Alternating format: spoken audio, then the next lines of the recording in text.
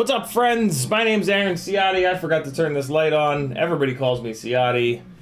And welcome to Monday Night Micro Mayhem Moop, other words with M.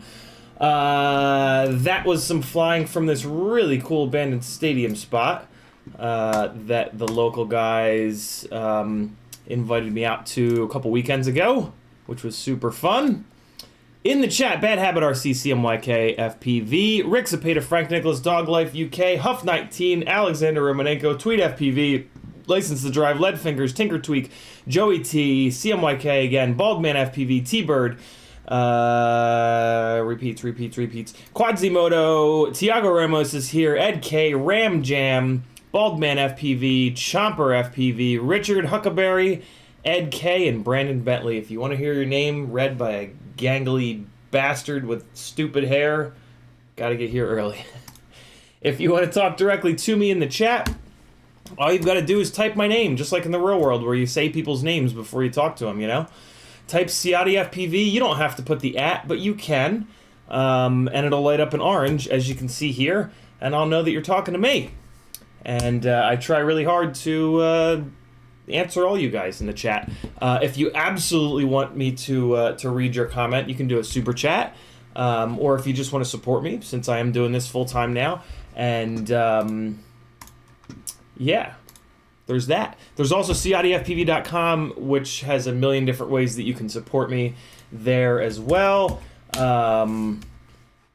Patreon page here is the closest thing that I have to a paycheck, and there's a lot of perks over there. Here's some of my social stuff. Etsy has some really cool stickers and hardware. I think an Etsy order just came in today. I don't think I'm caught up on my emails, so I gotta get that knocked out. Fiverr, for the time being, I am doing flight instruction, helping you guys tune and helping you guys spec builds out over on Fiverr. Pretty soon, it's going to be on my website, fpvinstructor.com.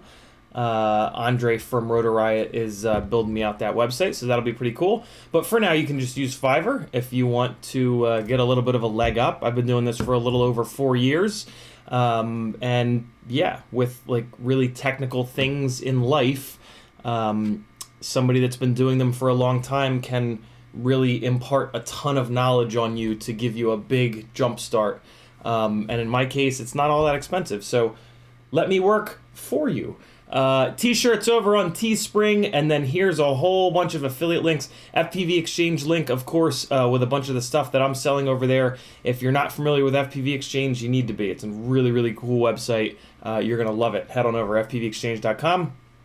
And then a whole bunch of affiliate links. If you guys find yourself doing orders on FPV Cycle, Amazon, Get FPV, Oh My God, FPV Crate, Banggood, and a couple others here. If you just click these links before you do your order, I'll get some money for free, and I'll be forever in your debt. The very last link is some BattleBots info for anybody wondering about that. And then, yeah, we got some other stuff going on here. FPV Therapy link, a really cool little group that we've got over on Facebook of folks like myself who deal with mental illness all day, every day. We're over there sharing stories, encouraging each other, just trying to get through the day. So yeah, come on over, say hey. 1 in 5 to 1 in 10 people deal with mental illness. So if you know more than 10 people, you know somebody that's dealing with it. And if you come on over and learn a little bit of something, you can, yeah, understand what that person's going through, because it's pretty rough. So let's dive into the chat. The majority of tonight is probably going to be Q&A, as it usually is on Monday nights. But if we have time, we can do some mailbag. I did get some cool stuff mailed today. We can even maybe solder up these motors to the BQE Ripsqueak number 2. So let's just dive in here. CMYK said, "What's good? Thanks for the Patreon drop, man. You're certainly welcome, CMYK." He's referring to he won last week's giveaway, I believe it was. Might have been 3 weeks ago. And yeah, he just took an Instagram story of him dumping the stuff out, which I then, of course, shared on my Instagram. When you guys get your giveaway winnings, make it a point to like take pictures and share and tag me and stuff, because I'll give you a shout out, and then from what I'm told, people then get a bunch of subscriptions and smile. So, you know, do things that'll eventually make you smile. Tweet FPV saying, "What's up?" T-Bird saying, "The move is done. Luke is loving his yard." Very cool, brother. Alexander says, "Cut that frame yet?" I'm trying to, Alexander. I'm waiting for Woodchuck to get back to me. I sent everything over on Thursday, and he said he would take a look at it over the weekend. I haven't heard back from him. I've sent him a couple messages, like, "Hey, did you have a chance to look at it?" And I still haven't heard back. So maybe he's just super busy. If it drags on too long, I guess I'll just go with CNC Madness up in Canada. But I'll give Woodchuck a little bit more time. It's you know, life is nuts sometimes. Huckleberry says, "Hello." Ed K says, "Hope your back is feeling better." Yeah, it was like a 1-day weird thing. I don't know. I woke up the next day, and it was just magically fine. And then 2 days ago, I was feeling like I was getting sick. Like I should have probably had my tonsils taken out when I was a kid, because I have like gigantic tonsils, but. What's nice is like they're like an early warning system for me getting sick. So like days before I get sick, I'll feel it. and I felt that on Saturday. So like when I went out and flew with the local guys Saturday, or no, it was Sunday, I guess. Yeah, it was yesterday. Jesus, I was wearing my mask the entire time. I was like, don't worry, guys. I'm just, you know, the rest of the world wears masks, have been wearing masks forever when they feel sick, so that they don't. I almost said impregnate. So that they don't. I don't know what the right word is, but we'll go with impregnate. So that they don't impregnate each other in the mouth. Oh God, this is going poorly. Moving on. Leadfingers says, spent all weekend building a switchback frame for racing, cut over 70 grams off the current race build. Holy crap. But it still ended up being 50 grams heavier than the guys I race with. All I build are chunks. YouTube did the thing. Scrolling back up. There we go. T-Bird says, can you set up me a AFL link, affiliate link to a soldering iron for my desktop? You can just send it to me later. T-Bird, are you going to order it on Amazon? If you're going to order it on Amazon, just hit whatever my Amazon link is. My favorite soldering iron at the moment is the... well, here's the thing. I love this Weller 1010 or 2020. Which one is it? 1010. I really like this Weller 1010, but I gotta be honest. The Hacko that everybody has, which is half as much money, is probably every bit as good.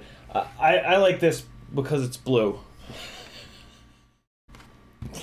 I don't know. If you want a fancy soldering iron that makes you feel fancy, the Weller 1010 is awesome. I absolutely love it. If you want to save $50, that blue and yellow Hacko that everybody has is probably just as good. I just think it's terribly ugly, and I don't know. Sometimes in life I'll spend a couple extra dollars to feel fancy. Call me what you may. Dingle says what's up. Free Range Chicken says howdy. Dog Life says that hoodie makes you look like Friar Tuck. I like it. I love this hoodie, man. This is my. I used to call this my Dexter hoodie. It's made by the skate company Element. It's like real thin. It's real comfy, and yeah, I can murder people because I have a hood. You have to wear a hood when you murder people, I think, right? Isn't that the deal?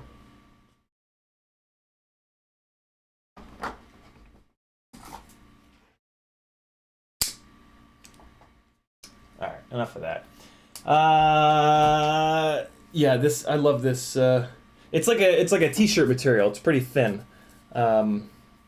See how it's like thin, but it's like super comfy and it's surprisingly warm. I don't know. I went outside today and haven't changed since. Usually I'll throw a t-shirt on for the stream. Ribby Tim saying what's up. FPV Trucker says need the scoop on BL Heli 32. FPV Trucker, if you want a lot of info on BL Heli, on the new BL Heli, 2 streams ago, I want to say Saturday, just go into my YouTube channel and go to, well, you're already on my YouTube channel, but go into uploads. The title of the stream is BL Heli 32.8 from either yesterday or the day before, and I show a shitload of flight footage, and I just talk all about it. So yeah. The long and short of it is, it's awesome. It works really well. The variable PWM really does a good job killing, not completely eliminating, but crushing the throttle chop bobbles.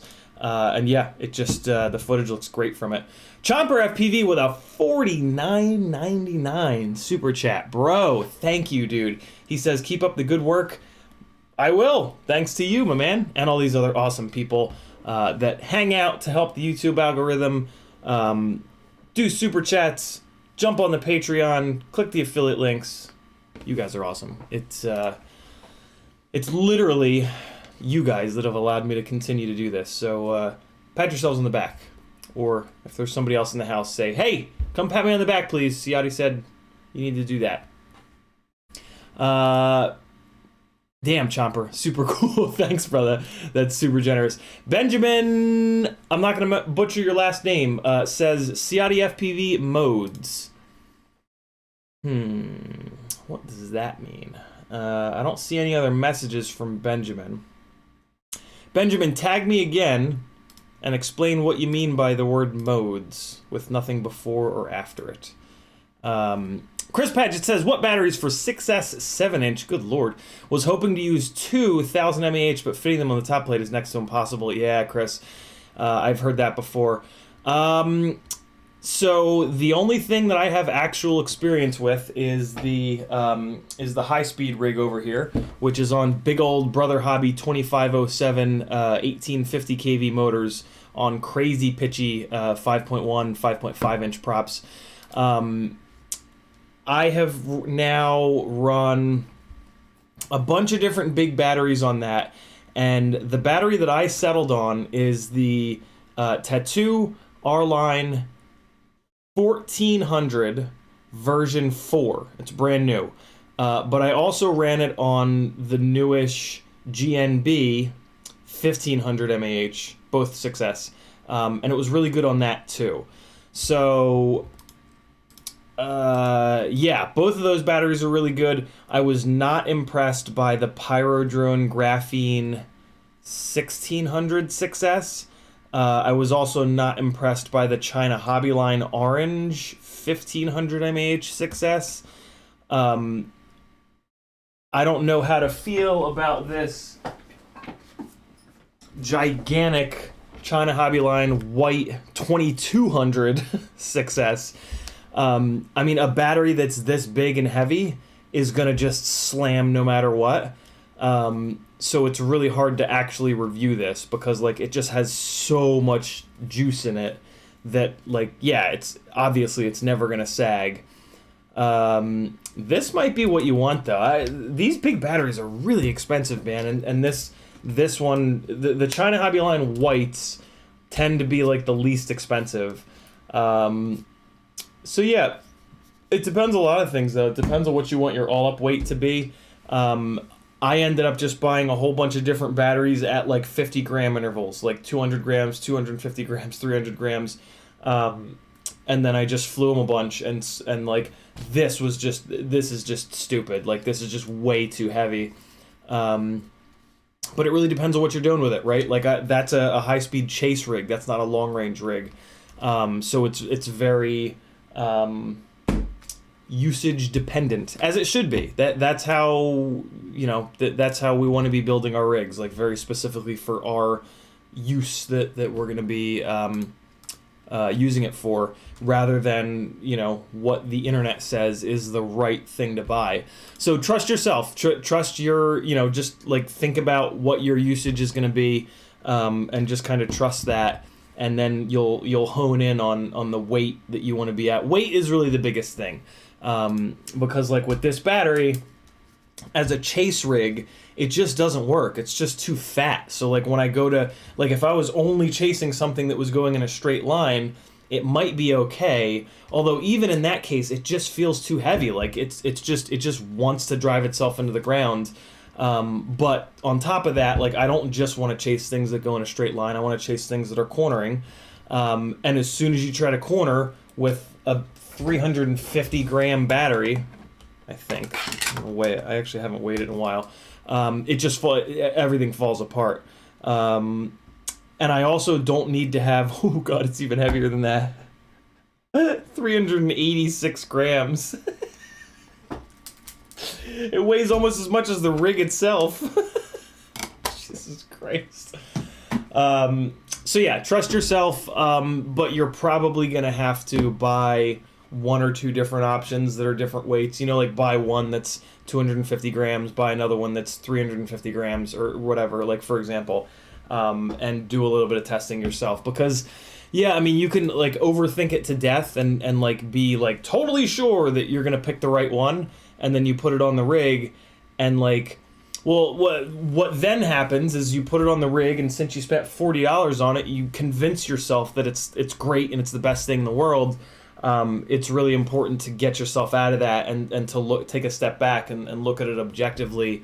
And if it's not exactly what you want, don't like, oh, I feel like such an idiot. Like, don't do that. You gotta like, I made a mistake. I'm a human being. I'm not a cyborg.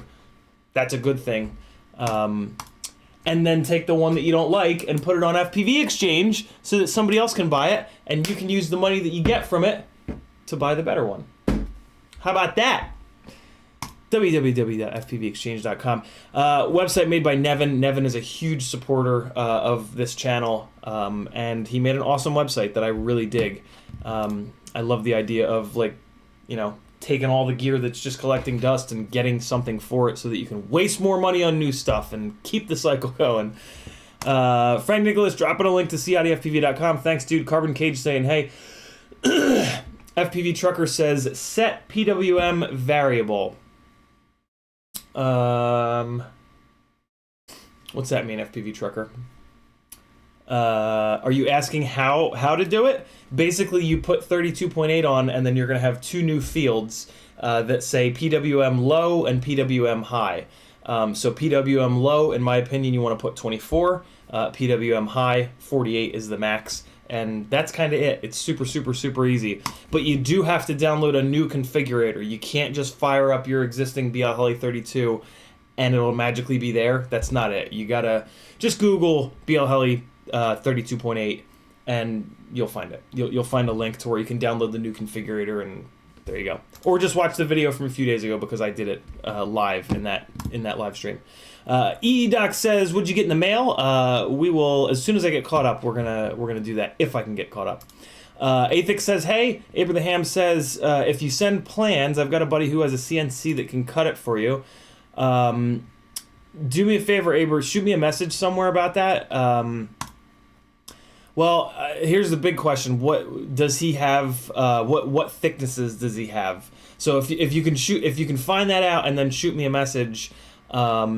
With the thicknesses that he has, if he has the right thicknesses of carbon and woodchuck doesn't come through, I'll go with him before CNC Madness, because I was not super impressed with the previous frame that I had cut with CNC Madness. DQ says, "What's your email? I want in on that 3-inch frame." DQ, let me do this. I've actually been meaning to do this. I'm going to put my email on CiottiFPV.com at the very bottom. Come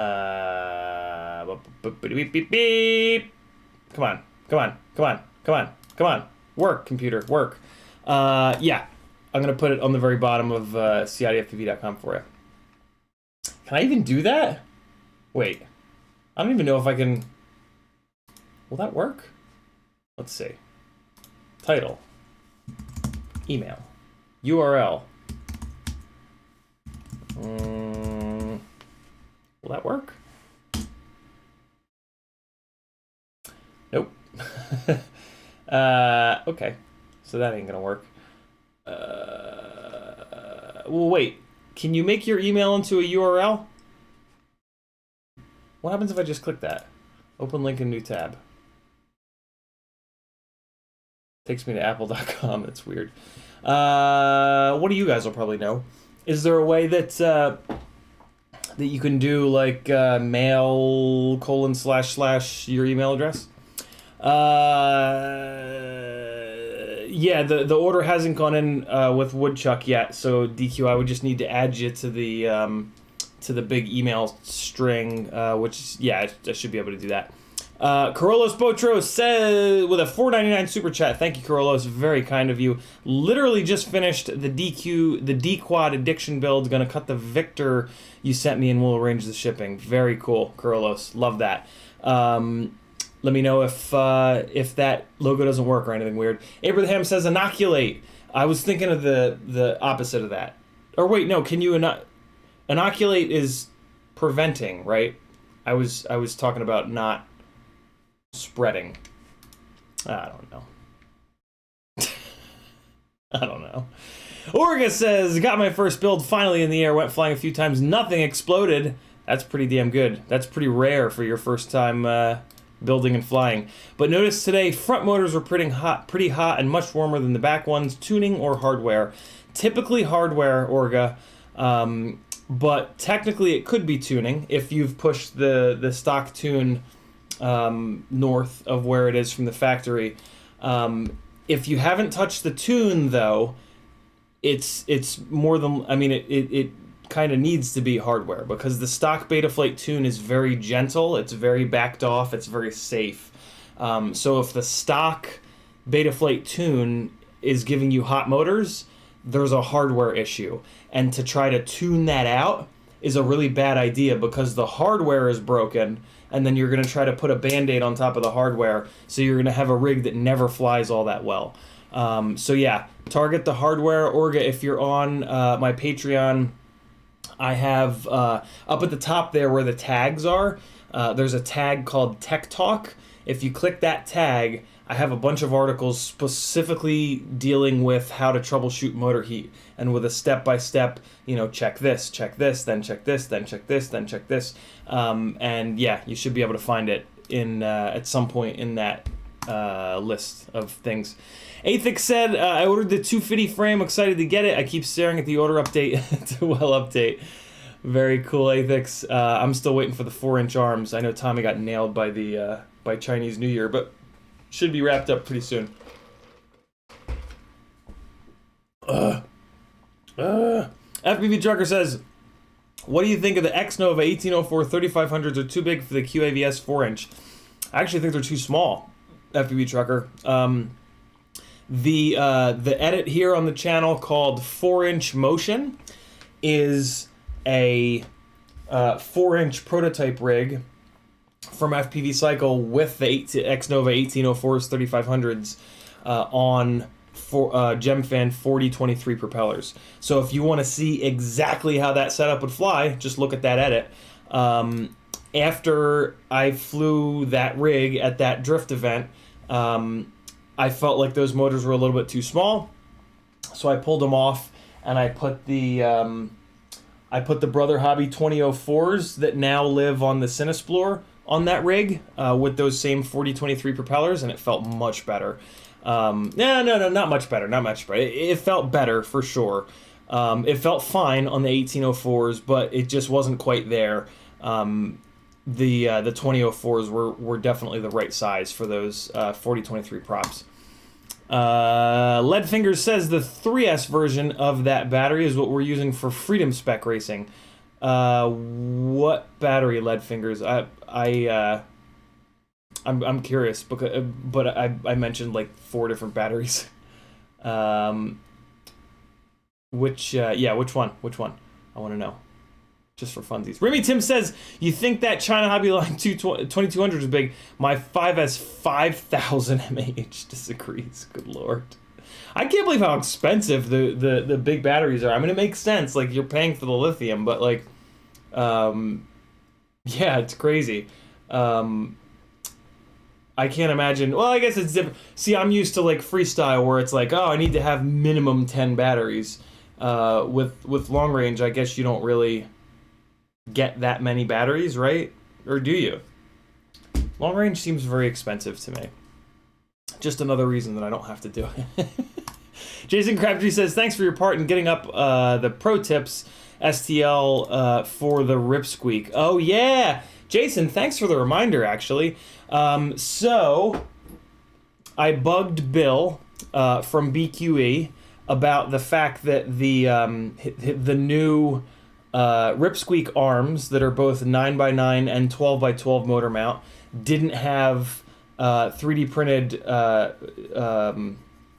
arm protectors for it, and he made them for us, and they're now, you can either buy them on bqe.io or you can download them from Thingiverse.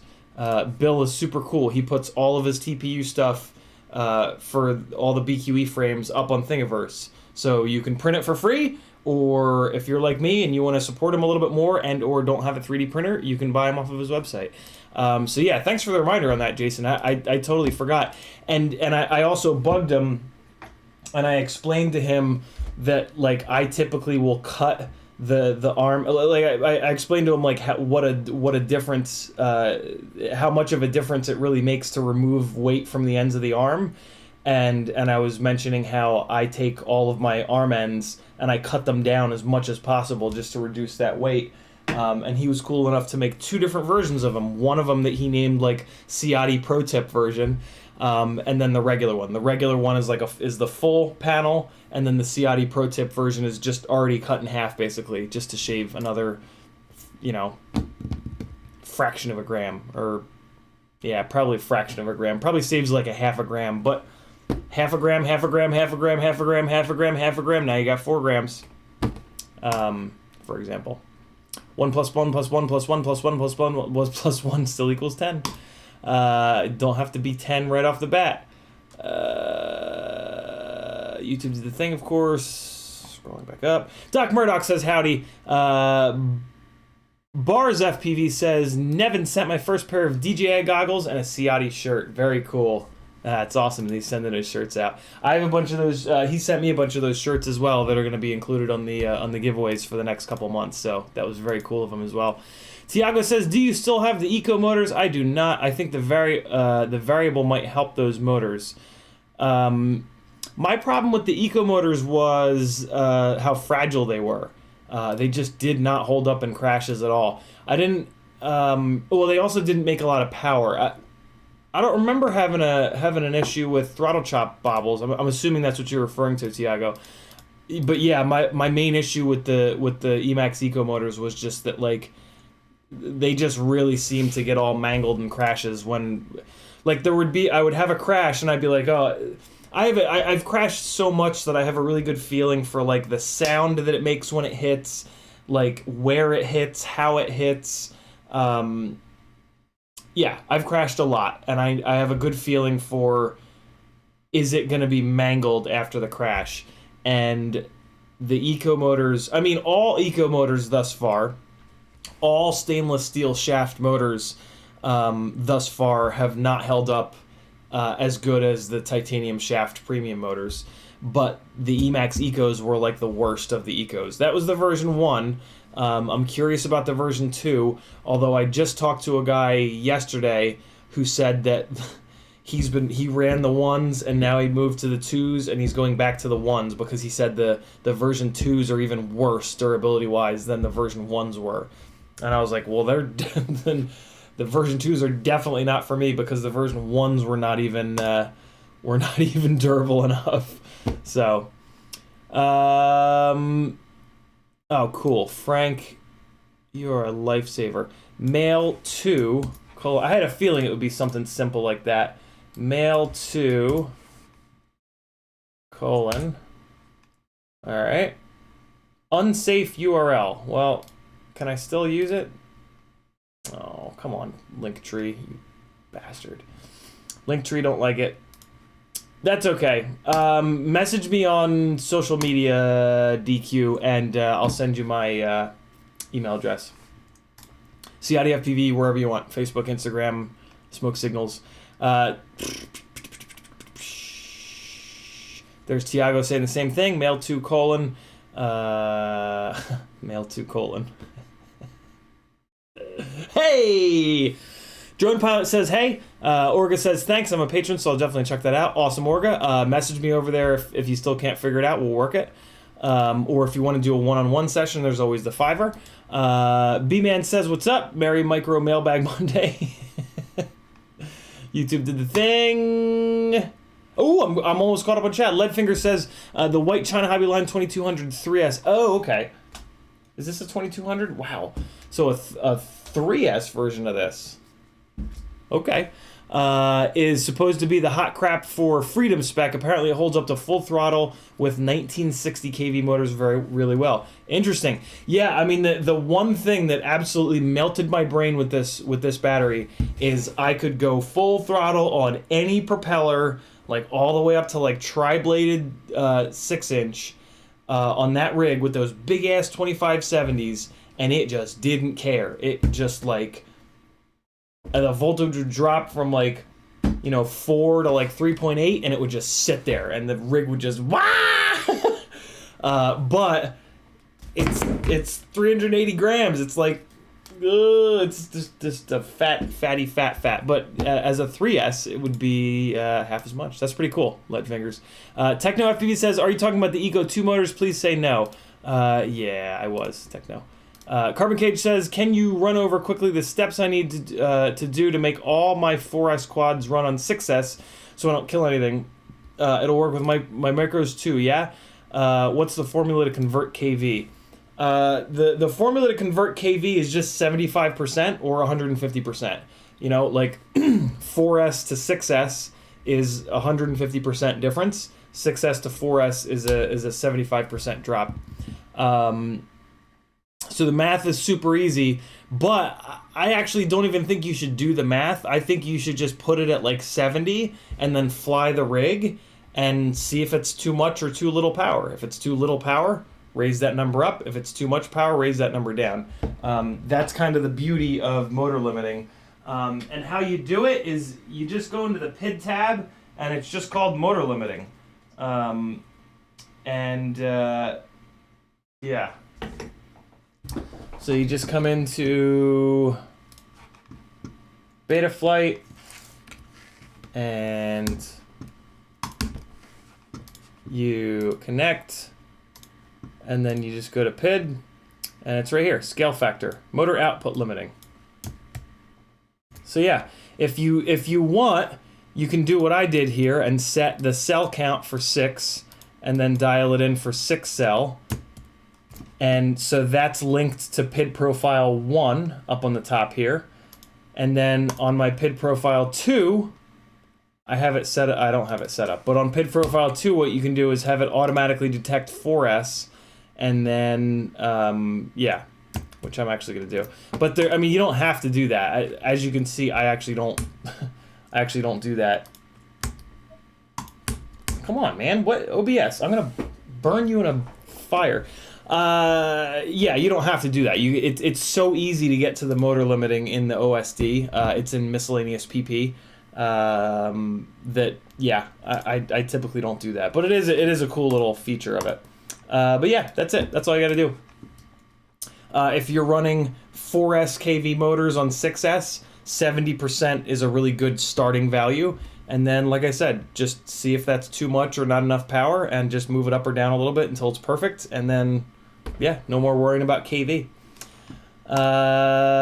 Which is really the big, like I specifically don't tell people the conversion because, like, why, right? Like, the whole point, not the whole point, but a big part of the value of the motor limiting is your ability to move that up and down, and like, so yeah, just because 2400 kV is the most popular 4S motor kV, that doesn't mean shit. That doesn't mean it's good for you, right? Just because it's the one that like most people have gravitated towards, that means literally nothing. So put that number. I actually think you guys should put that number really low, and then fly it. And if it's absolutely unflyable, too low, start creeping it up. Because in my opinion, the less power your rig has, the better you're going to fly as a pilot. Because it's going to keep you from just hammering up into the clouds, and there's nothing good happening up there. All the good stuff is down low. And the less power you have, the more throttle resolution you have. So you're going to be able to be much more precise with your elevation by having less power. So yeah, even if you guys are at 100% on the motor limiting, I think you should go down to 90% and force yourself to fly like 10, 15 batteries on 90% with less power than you're used to, and just look at the footage. And I think you're going to like the footage better. Like, for example, when you come down from dives, a lot of times you'll come down from the dive and you'll bounce up off the ground. You won't hit the ground, but you'll come down low, full throttle, and you'll leave it full throttle for a little bit too long, and then the quad will like bounce basically up off the ground, and then you'll settle down into like a steady elevation. Whereas if you had less power, you would have come down and it wouldn't have bounced. You would have added the same amount of power, and it might have just like slammed right on the deck, and that always looks really, really cool, in my opinion. So yeah, fly with less power.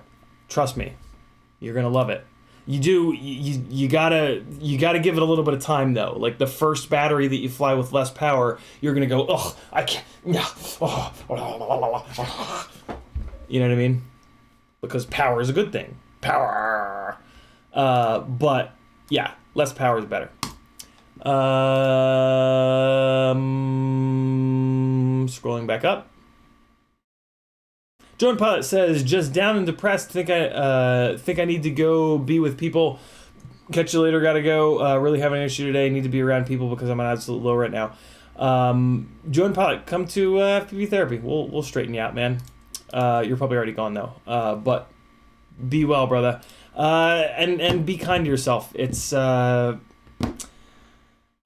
that shit happens sometimes. And sit with it. Appreciate it for what it is, and know that it's going to be a little bit better tomorrow. It sucks when it's in the moment, but when you feel bad, it makes when you feel good that much sweeter, is one way to think about it. B-Man says, I laughed at the male to colon thing as well. So my 4 years older you, both of us, we're 8 years old together, B-Man. Doc Murdoch says, you did a great job flying and running the 7-inch Excalibur yesterday. Awesome to meet Doc Murdoch. He came up and hung out with us. We had a cool little fly session that got rained out as soon as I got there, of course. But I got 2 batteries in, and I got to fly his crazy, what's that even called? A plus? It's plus configuration, I guess, right? Where the front motor is, it's not like this, like a normal quad with the arms. It's like that. I got to fly that. That was crazy. Awesome to meet you, man. Carbon Cage says, thanks so much. Cheers. You are welcome. You standing upside down person. Layman Board says, divide by the 6S KV you want by the 4S KV that you have, and that's the percent. Yeah. Or just put in 70. That's I'm sticking to that forever. Because I really want to.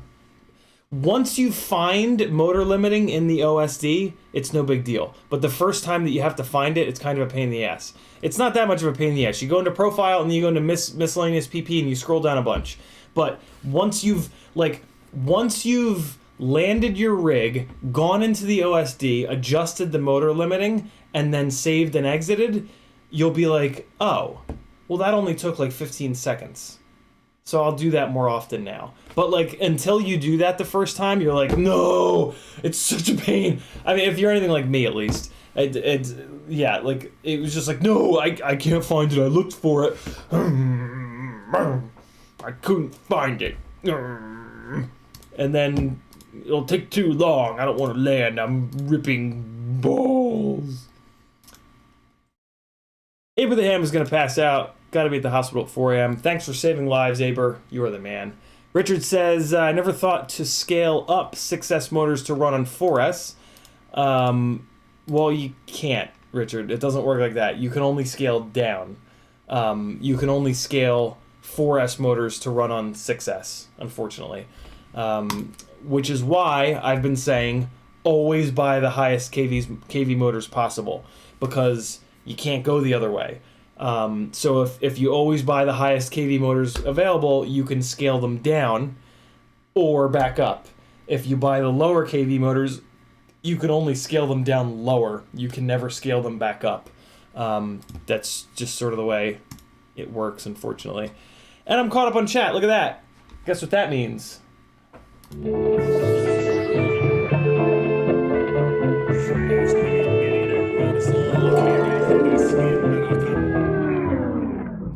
Everybody go watch Mighty Car Mods. That is their little thingy that I have shamelessly stolen, but I'm hoping that if they ever do a copyright strike, they will actually hit the play button before they do it and see that I told all you people to go watch them, because they're one of my favorite YouTube channels of all time. If you're at all into cars or just good YouTube channels, you should really go watch. Marty and Moog are awesome human beings. And yeah, it's just super fun to watch them work, and yeah, I've learned a lot from them about the YouTube and how to just be I don't know where I'm going with this, but go check out Mighty Car Mods, or I'll light you on fire. Look at this. Look what we got here. So, as you guys know, maybe, or don't know, I have the second Cinesplore that I was thinking about putting Sharkbite on, but I think I've talked myself out of that. And I took the motors off of it to put back onto the Acrobrat, which is somewhere.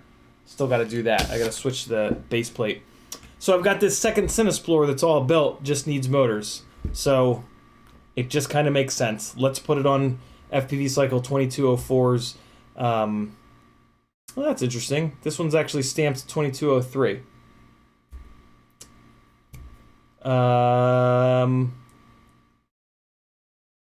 Oh, it's a, I was about to say I'm going to pop this bell off and measure the stator height, but it's a C-clip, so I ain't doing that because, yeah, I'm definitely not doing that because there's no extra C-clips in the box.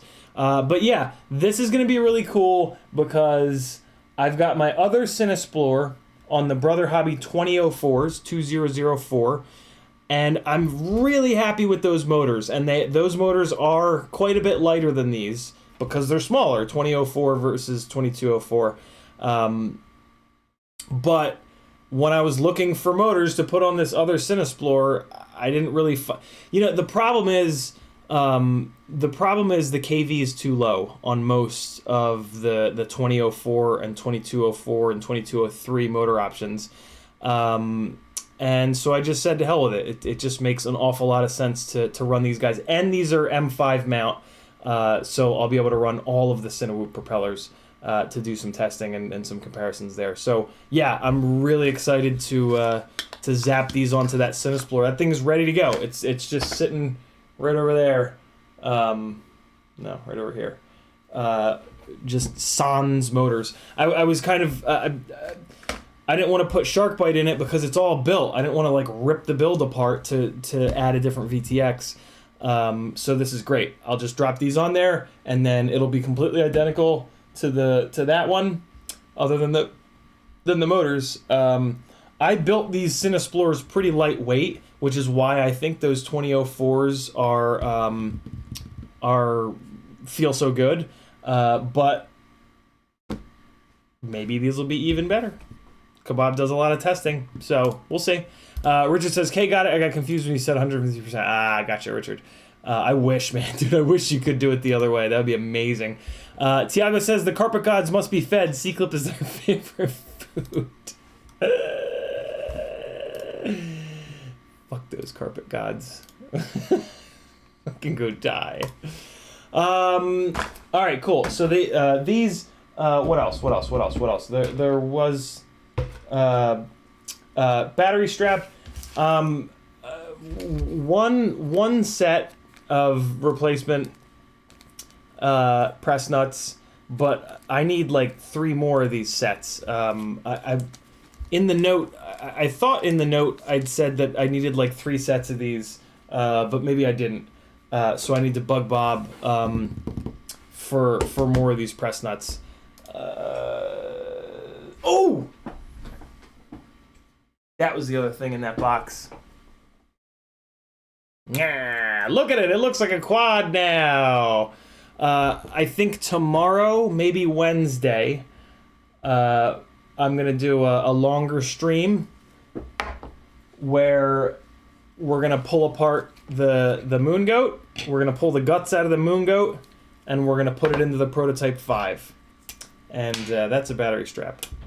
And yeah. So I've now got TPU for the Prototype 5. So yeah, that'll be interesting. We'll be able to kind of compare and contrast the Moon Goat frame with the Prototype 5 frame. And I'm excited for that. That's going to be super cool. Right. And then I also got a little box from somewhere. I hate to be so secretive, but I realized recently that I'm still hopelessly in love with these long since discontinued T-Motor F40 Pro 2s. So I found a super secret source that had some of these left, and I bought all of them that they had left. So I now have 6 more fresh F40 Pro 2s. This is probably the end of them, but I still keep my eyes open for them. Yeah, which is good because I actually I broke another Pro 2 bell on Saturday. So yeah, I've now got 2 of my glides back onto Pro 2s, and one of the glides is on the Pro 4s. And yeah, the 2 rigs that are on the Pro 2s, I fly better, like unquestionably. So I'll just keep going until they're all gone, and then I'll be forced to. So here's the problem.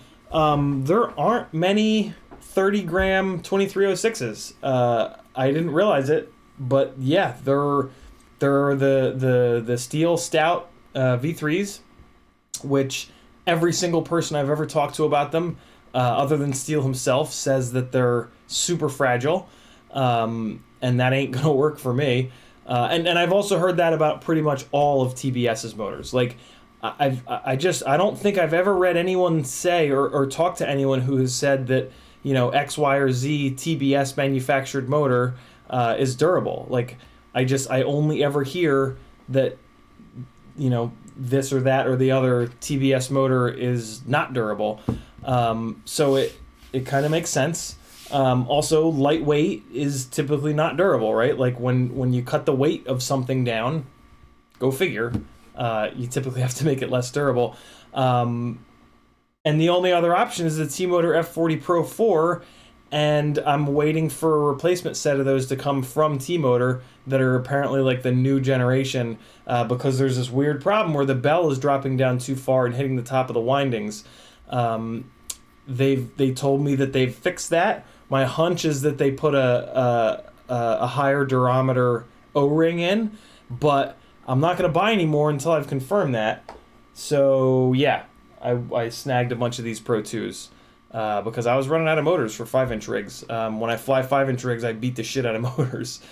Bars says, are those 1600 kV? They are not. They are 2400, which is fine because I have tons of stators.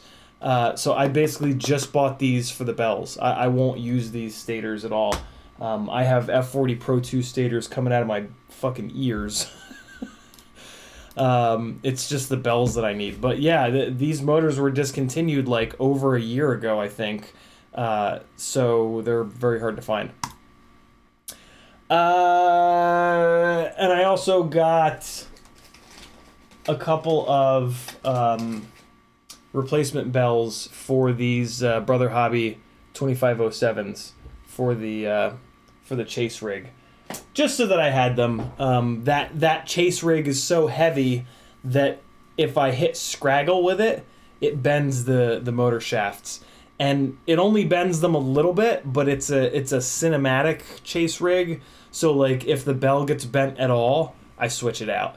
Because I'm just, it's not like a cinematic rig is not a rig that you deal with vibrations on. You keep everything perfectly fresh, so that you can get the smoothest possible video. So, there's your mailbag. There's my mailbag. What else do you guys want to talk about? Have any of you guys done, jumped up to 32.8, BL Holly 32.8, and done the high and low, what's the word? PWM. Let me give you guys one more video with a little bit more flight footage with the with that variable PWM turned on from yesterday before the rain. Should have done this before the stream, but I stubbornly put this rig up on the wall. I was like, no, I'll fly it again today. And then I didn't go and fly today. I had talk therapy this morning, and it really... Talk therapy is interesting, man. It's you can always tell how productive the session was by like how badly it kind of knocks you out afterwards. And yeah, today I took a nap afterwards. Like I was just yeah, it's a good thing, man. Personal growth and trying to be a better human being. Go figure, ain't easy. Yeah, if you got to be willing to do the work, man. Like straight up, like that's really all it is. Like if you want to. We have a lot of baggage from life. A lot of things happen to us that our brains don't get let go of. And if you want to improve those things about yourself, you have to face them. You have to like analyze them basically, and then you have to bust your ass to fix them. And like that's not easy. And but it's really important if you want to be happier in life. DQ says, I think Bob just skims over emails because I mentioned I needed a middle plate along with new press nuts, but only got the press nuts. Thanks for making me aware of the better ones. You're welcome, DQ. Shoot him a message on Facebook. That's where I usually talk to him. I don't know if it's maybe just because we're friends that he responds to me, but give it a shot. Square One says, I built a Moon Goat with Cricket Stack FPV Cycle 5-inch motors. Love the motors, but they're making strange, quick noises after takeoff and go back to normal after quick rolls. That sounds strange. Square One, jump onto the FPV Cycle Facebook group. There's a lot of info on there on all kinds of weird ESC settings that you have to do to get those 5-inch motors to run right. Maybe that could be your problem. I'm not going to get a set of those motors until that's all figured out. I'm just going to wait. But lots of good info over there on the FPV Cycle Facebook group. Tweet FPV says, you going to pick up an Insta360 Go 2? I am, Tweet. It's not going to be for a while. But yeah, when I can afford one, I'm definitely going to get one. It looks really, really good. Leadfingers says, do you have a motor prop and battery in mind for the 3-inch prototype? Yeah, same exact setup as the Rip Squeak, really. The Brother Hobby 1504.5s, 4S 450s, Gem Fan Wind Dancer 3028s, which is sort of just like my standard, 3-inch setup that I recommend to everybody all the time, which you guys are probably sick of hearing me banging on about. But once I get these motors soldered up on this one over here, I'll start flying it so that you guys can also see some actual flight footage. Speaking of flight footage, we're going to look at some right now, or my computer is going to shit the bed, as always.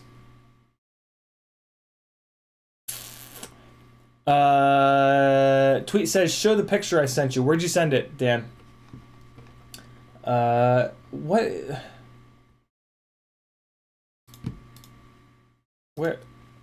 Why is it not mounting?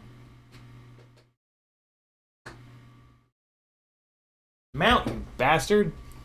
There we go. Okay. So this is from yesterday, right before the rain. Yeah, this is the variable PWM hard at work. And hey, also, I'm done with that Stables Session 4 edit. Facebook Messenger. All right, cool. Give me a second. Brother, I will look at that on the other monitor while you guys are watching this. What is banging? Something's wiggling. All right, here you go. Oh my God, come on, OBS. Are you kidding me? Let me give you guys full volume so you can just hear it doing its thing.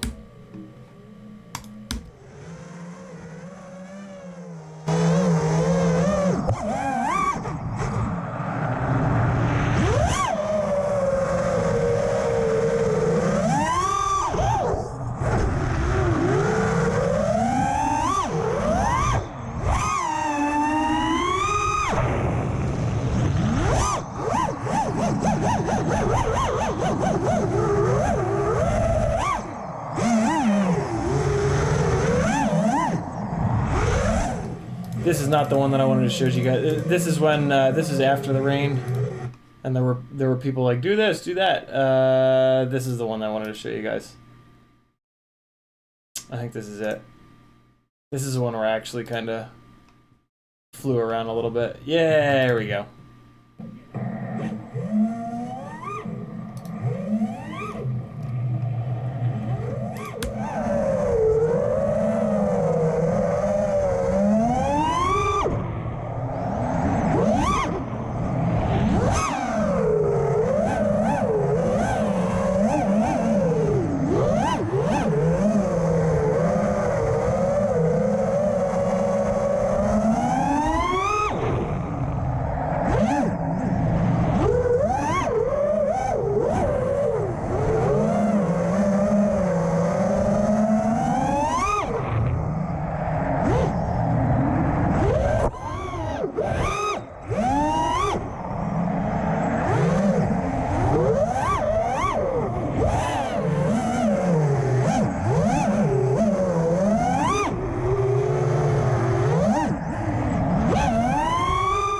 So this is also the rig that's on Pro 4s,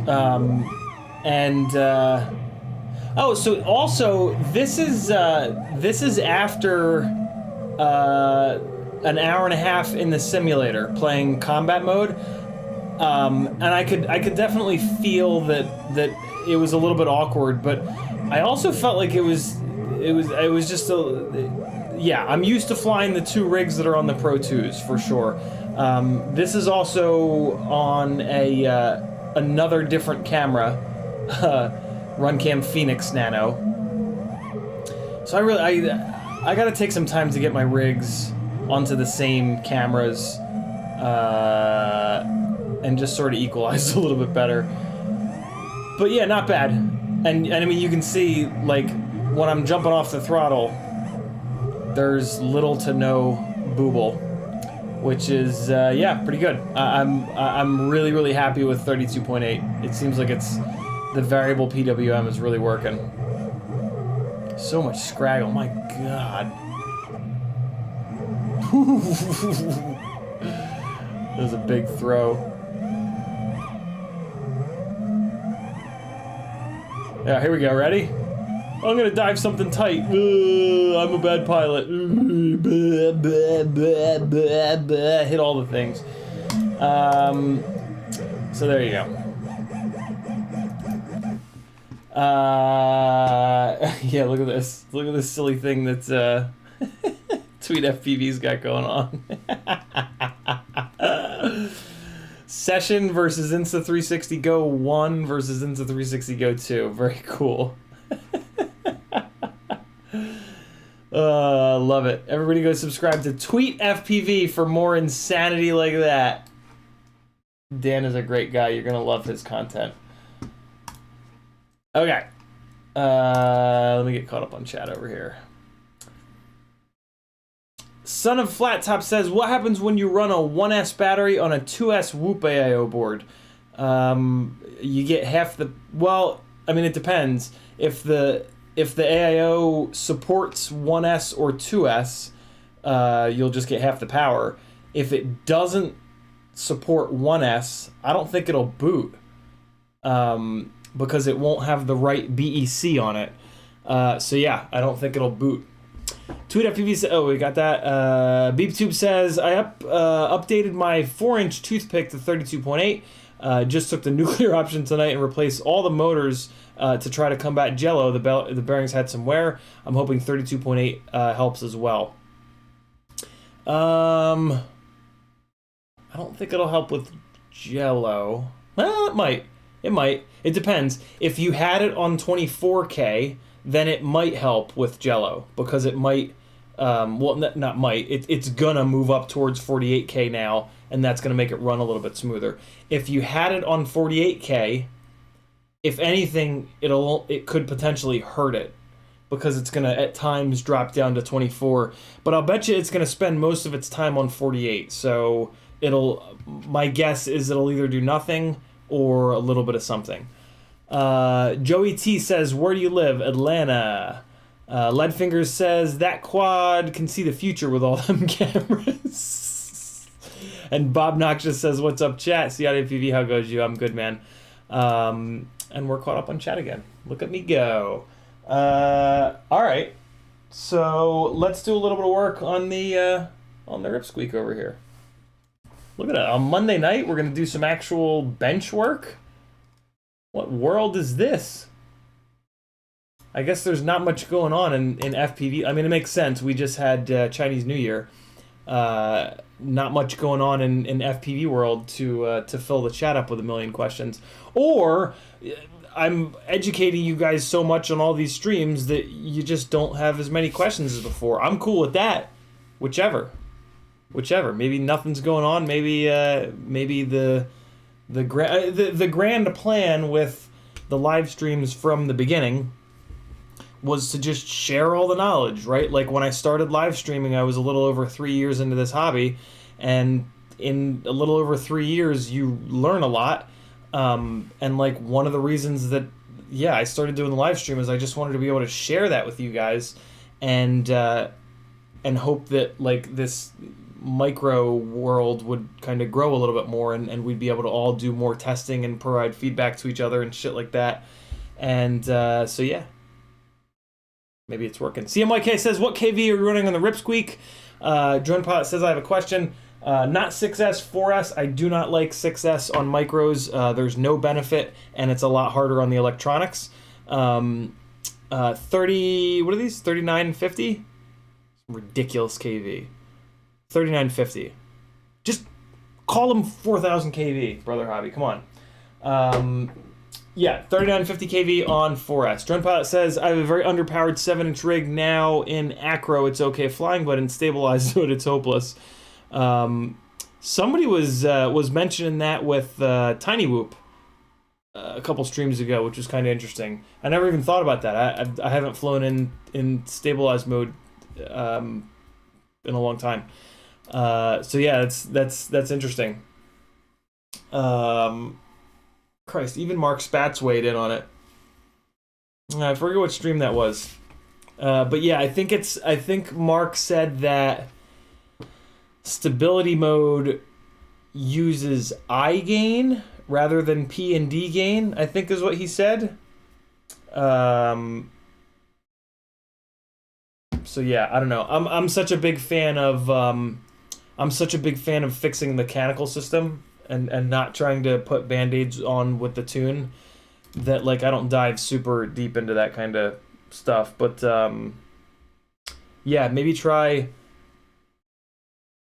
I don't know. I would message Mark, message UAV Tech, and explain that, and maybe you can raise the I gains in your PIDs, and maybe that'll. Well, I guess that's the easiest thing to do is just to bump your I gains up by like 20 or 30 points in your PIDs, and then fly it again, and see if it's any better. If it is, you're good to go. If it's not, nothing stopping you from messaging Mark and explaining that. FPV Trucker. Oh. Hey, guys, I need your help. I need your guys' help. 79 people are in here. I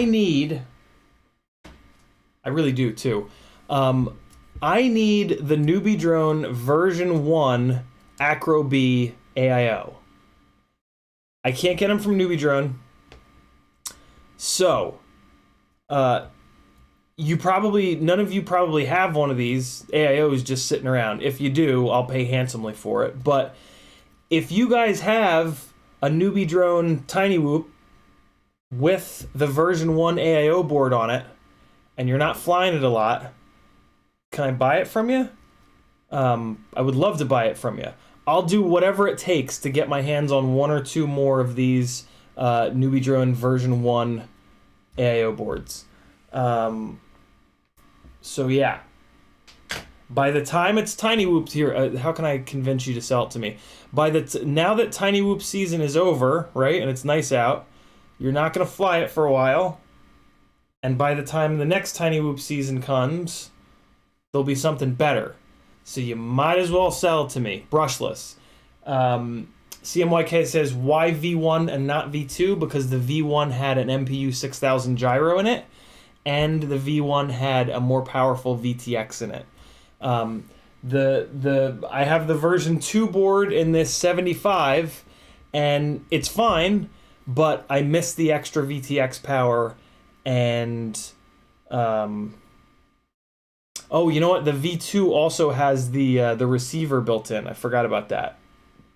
Which I don't really care about. But the big reason that I want the V1 is that it goes up to 100 milliwatts, and I'm trying to do cinematic stuff with these. So like 25 milliwatts is just not enough. So yeah, if you guys have a newbie drone Acro B, here's how you can tell. The easiest way to tell if it's a V1 or a V2, brushless. The brushed ones don't do me any good. The easiest way you can tell if it's a V1 or a V2 is the V2 has these little... It has the receiver built in. So it hold on, I can't handle when the keystrokes don't work in OBS. I'm gonna quit out of OBS and then restart it. So hold on, right back. All right, we should be back here. Somebody type live in the chat if I'm back. Oh, thank God. Okay, so this is what the V2 looks like. It's got, see those little antennas coming in the side there? See those little yellow antennas? That's the V2. Thanks, guys. Here's the V1. Well, I mean, the V1 just doesn't have those antennas. The V1, you have to run an external receiver in it. So yeah, that's how you tell. If you guys have any rigs, and you always know it's a newbie drone board by the fact that it's bright yellow like this. I don't care if you've cut the motor connectors off. I don't care at all. I just need to get my hands on one. Looks like the chat completely caught fire. Drone Pilot thinks he has one. Let me check later tonight. Pile, I've taken it out, and I will give it to you for free. Well, that's even better. That'd be super amazing, Drone Pilot. I won't let you give it to me for free. I'll at least send you some stuff. Frank Nicholas says, what newbie drone quads come with V1? I don't know, Frank, and I don't think there's a straight answer to that, because as they've had the 1 in stock and the 2 in stock and then the 1 in stock again, mix them up. So I don't think there is a straight answer to that. But again, you can just look to see if those little antennas are on it. External receiver versus internal receiver, basically. I need the one that runs the external receiver. Blizzard FPV says, made you look. Bad Habit RC says, can you show me on the website? I actually can't. They've pulled them down off the website. T-Bird says, I'll check when I get home. Is there an easy way to know? Yep, I think we covered that. Drone Pilot says, I think it has the 2. I was thinking so. I think you're right, Drone Pilot. I think it is a 200 milliwatt VTX. Maybe I was just running it on 100 because I didn't want to cook it or whatever. Brian Ladmiral says, I have a V1 B-Brain brushless. If you're willing to part with it, Brian, shoot me a message somewhere, anywhere. CiottiFPV all over the place. I will gladly buy that thing from you. I'm looking to get like a couple. Like I'm looking to get like 2 or 3 because with the Insta360 Go 2 and with some of the stuff that I'm doing with these, I just want to have like 3 or 4 of these V1s up so that I can do some more testing and just like have a little reliable fleet of tiny whoops that can carry around Insta360s. Because I think there's some really cool stuff that we can do with that setup. Boost and JDM says, Mark said that stability mode is basically iTerm. Yeah, I thought so. Thanks for backing me up on that, Boost and JDM. I thought that's what I remembered. Where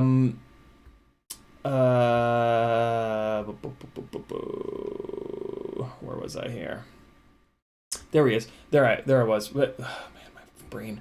Schwer Gustav says, Ken, have you heard of anyone having issues with the FPV Cycle 1303 motor's bells separating from the shaft, or am I the only one? Schwer, I don't pay a whole lot of attention to toothpick stuff, so I have not, but Bob's FPV Cycle Facebook group is super active, so just jump over there and post it, and you'll have like 50 replies within like 5 minutes. Leadfinger says the Tiny Hawk 2 AAO board does 200 milliwatts. I fly out my back door and to the park and around the back with it. Does it take 1S lead fingers? You know, that Tiny Hawk 2 AIO board also has black box on it. So in terms of AIO boards, 200 milliwatts and black box, that's a pretty good AIO board. As you guys know, I am not a fan of AIO boards, so like tiny whoops are the only situation where I will run an AIO board. I'm willing to bet. I know that Tiny Hawk 2 AIO board goes up to 4S, and I doubt that it'll go all the way down to 1S. Like, I've only ever seen boards that are like 1S, or like 1S and 2S, or 2S, 3S, 4S. Like, I've never seen an AIO board that's 1S to 4S. But if it is, and it's got 200 milliwatts, and it's got black box, I'll buy a dozen of the damn things. Drone Pilot says, mine has 2 antennas on it. Damn, Drone Pilot, that's the version 2. I appreciate you looking, though, man. That one doesn't really do me any good. Well, it doesn't. It's not that it doesn't do me any good. It's that, well, yeah, I guess it doesn't do me any good because it has the different gyro in it, and it doesn't have the more powerful VTX. But again, I appreciate you looking, man. FPV Drone says, hey, love the content. Love you saying that, my man. Thanks for hanging out. Make yourself right at home. Mark Kunoff says the video link is on Discord, the Video Collective. What video link, Mark? I forget what we were talking about. Son of Flat Top says, any experience with the Crazy BX AIO? Yes, Son of Flat Top. I have broken 2 of them. The second one that I broke, I was separating the I don't like them. They moved the one motor plug over, and that causes that AIO board to only work with the Happy Model frame, and I don't like the Happy Model frame. Also, the VTX was not really very powerful. Like, the video reception was pretty bad. And they also put a gigantic plug header for video and power, which gets in the way of a bunch of stuff. And then the second one of them that I broke that plug header off, assuming that there would be pads below it, and there weren't. So yeah, that AIO can eat me. I think I have a live stream from like a month ago called like breaking a Crazy BX AIO. Leadfinger says it takes 1S or 2S receiver and VTX built in. Rumor says you can also run Red Pine ultra high refresh control link. Are we talking about the same one? Leadfingers? Hold on. Where's his original? Tiny Hawk 2. Oh, but that's not a 26 by 26, right? Isn't that a wacky size? I don't think. Well, let me just look it up. Nothing to stop me from just copying and pasting into the Google machine. Tiny Hawk 2. All right, let's see. Yeah, see that won't fit, unfortunately, in a tiny whoop frame. I didn't know that, though. That's pretty cool to know, that it's got a 200 milliwatt VTX. That's pretty slick. Good on Emacs for doing that. T-Bird says Tiny Hawk 2 is 1S/2S. Drone Pilot says, yep, just found it has a small print. It says 2.0 in the top right corner. Okay. Boost and JDM says, as far as I know, Tiny Hawk flight controller is 1S/2S like the original. VTX is on the header, not a part of the main board. Oh yeah, right. The VTX is a separate header too. That also wouldn't fit in a tiny whoop. Dingles says, since you mentioned your lava lamp light trick on the Instagram prop screen. I can't unsee it. Oh right, Dingles. Yeah. It's not the red of the lava lamp. Oh, Christ. Now I don't know which setting this is on. Oh, that's not the right setting. Yeah. Clever tricks, man. Clever lighting tricks. I love lighting. If I could, like, choose, like, a career outside of FPV, it would be running lights, man. I really enjoy it. Kirk FPV says, my Babula 6 is having some runaways sometimes, only when I arm. Kirk, when did it start? My guess is going to be that it started after a bunch of crashes. If so, you've got bent propellers or bent motor bells.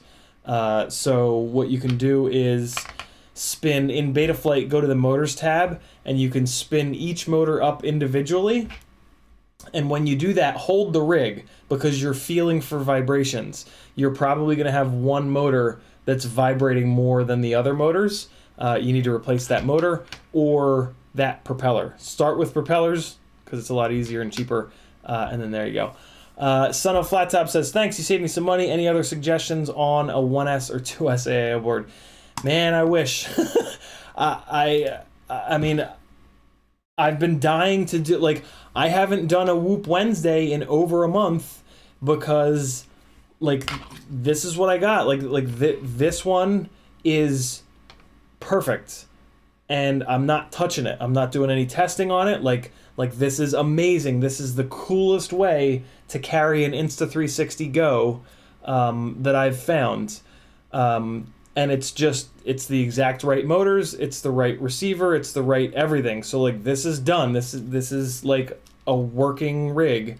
This is not. Like this has the V2 board with not an MPU 6000 gyro, and I think that's one of the issues why I'm getting middle throttle oscillations. I tried the Happy Model board. It doesn't work. They move the plug headers around, and you can't break the plug headers off, and it hits the frame, and it's just no good. And then there's, I mean, like BetaFPV has an AIO, but it only has a 25 milliwatt VTX, which doesn't do me any good. So I'm just stuck. I'm just like waiting. I've been very tempted to get the BetaFPV board that doesn't have a VTX on it and doesn't have a receiver on it either, but then to put an external VTX and an external receiver in a tiny whoop like this, it ends up getting too heavy. Like you're adding like 5 or 6 grams there, and you're adding a bunch of complexity and a bunch of wires, and like everything is all crammed in. So yeah, I'm just like desperate for a Newbie Drone Acro B V1 or for one of these other manufacturers to get their heads out of their asses and just make an AIO that has a 100 or 200 milliwatt VTX on it with an MPU 6000. Like, those are the most important things. Like, you want to talk like, oh, what's the best Tiny Whoop AIO? Like, start there. Onboard VTX, MPU 6000 gyro. Like, Tiny Whoops have a horrible time with vibrations because these little tiny motors are so small that they can't be dynamically balanced. So no matter what, on Tiny Whoops, you get a bunch of vibrations because the motors aren't balanced. And the MPU 6000 gyro handles those vibrations like quite a bit better than all the other gyros. But then you also have to make sure that you don't do really stupid ass things like what Happy Model did, moving the one plug header over. Like, it's just like a comedy of errors on these Tiny Whoop AIO boards. It's fucking maddening. Every single chat comment has me tagged in it right now. Here we go. Oh wait, no, okay, we're good. I thought the chat like blew up all at once. Athix says, could you run Pro 4 bells on the Pro 2 stators? Probably not. Typically there are pretty specific tolerances. I mean, technically, yes. Technically you could do that, but it would be very difficult to figure out if the magnets were perfectly lining up with the stator poles. So, yeah, you could totally do it, though. Absolutely, you could do it. But the chances of the magnets and the stator poles lining up properly so that you would get full power are probably like slim to nil, especially because the Pro 4 is designed to have the top of the stator is here, the bottom of the bell is here. It's designed to have a rubber O-ring and a washer in between those two so that if you crash inverted, the bell can move up and down a little bit. And the Pro 2s are not designed for that. The Pro 2s, the bell is slammed down directly on the top bearing of the stator, which is how all motors were made up until like 6 months ago. So it's not a bad thing about the Pro 2s. It's just they're an old motor. FPV Drone says, quick question. I have a squirt that I have for indoors. I'm having some trouble flying acro indoors. No problem outside, though. I usually use Horizon inside. You got any tips to move to acro? Stick time is the big thing, FPV drones. What you're noticing there is that when you're outside, you've got like double-digit numbers of feet in every direction, right? Like when you're flying outside, you've got like 10 or 20 or 30 feet to the left and the right of the rig before there's like a stick or a tree branch or the side of the building. When you come inside, you've got single-digit numbers of feet, right? You got a hallway, you've got like 3 feet on either side. And like when you walk around as a human being, it's like, yeah, okay, I see that. But as a quad flying through the air, like it drifts. They drift a lot. So when you get into that smaller space, like you really start to notice how much they actually drift around. So that's what you're running into. The other thing that you can do from a technical standpoint is lighten it up. This is one of the reasons why I really like the FPV Cycle Cinesplorer. It's the lightest of the Cinewhoop frames, and it's also why I like the cloud ducts. The really cheap, shitty performing cloud ducts are very tall, plastic ducts, and the taller the duct, the more it's going to be like an aerodynamic brick wall, right? So like when you talk about the rig drifting, if it's got a big flat, think if this duct was this tall, right? If this duct was this tall and it started to drift, it would have to push a huge area of air. You know what I mean? It would have to push all this air. So and these cloud ducts are the tallest of the ducts that are available. So yeah, lightweight and lightweight helps because you have momentum, and then when you turn, you don't want that momentum to keep going inside. You want it to just RC car around, right? You want it to be like a little RC car just driving around like you got a little thingy. So yeah, lightweight and the tallest ducts that you can find. But to be honest, it's stick time. Flying Cinewhoops inside is very, very difficult. I prefer to not fly this inside. That's why I have these guys. That's why I've spent so much time and effort getting these little guys, because you want to talk about accuracy, and that's really the word. The word is accuracy. These guys are scalpels because they don't weigh anything.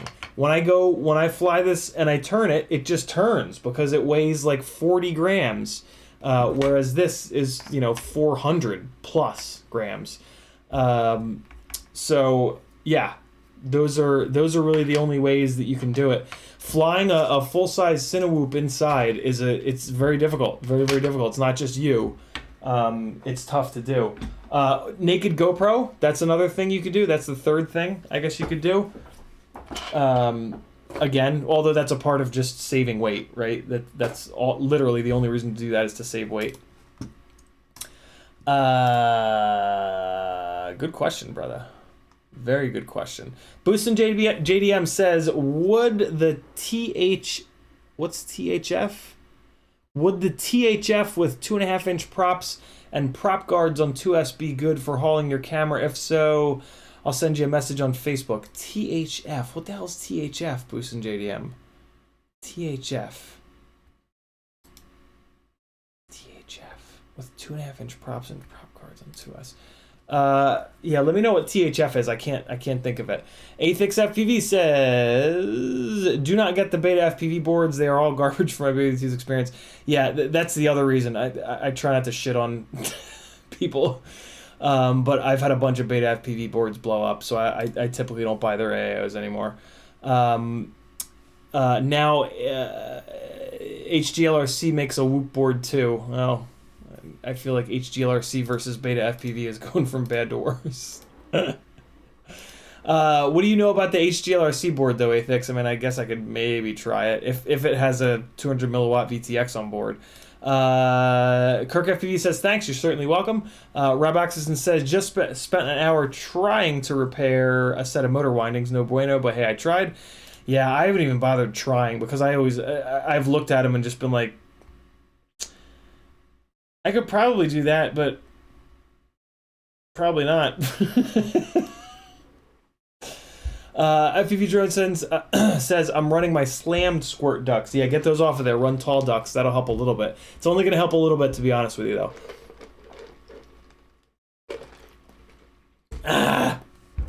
Michael K says, what do you think about the Happy Model Diamond F4 FC? It has a 200 milliwatt VTX on board. I am not familiar with it. Let's see. I guess this is it. 5-in-1. What? Why would? Oh no, that's not it.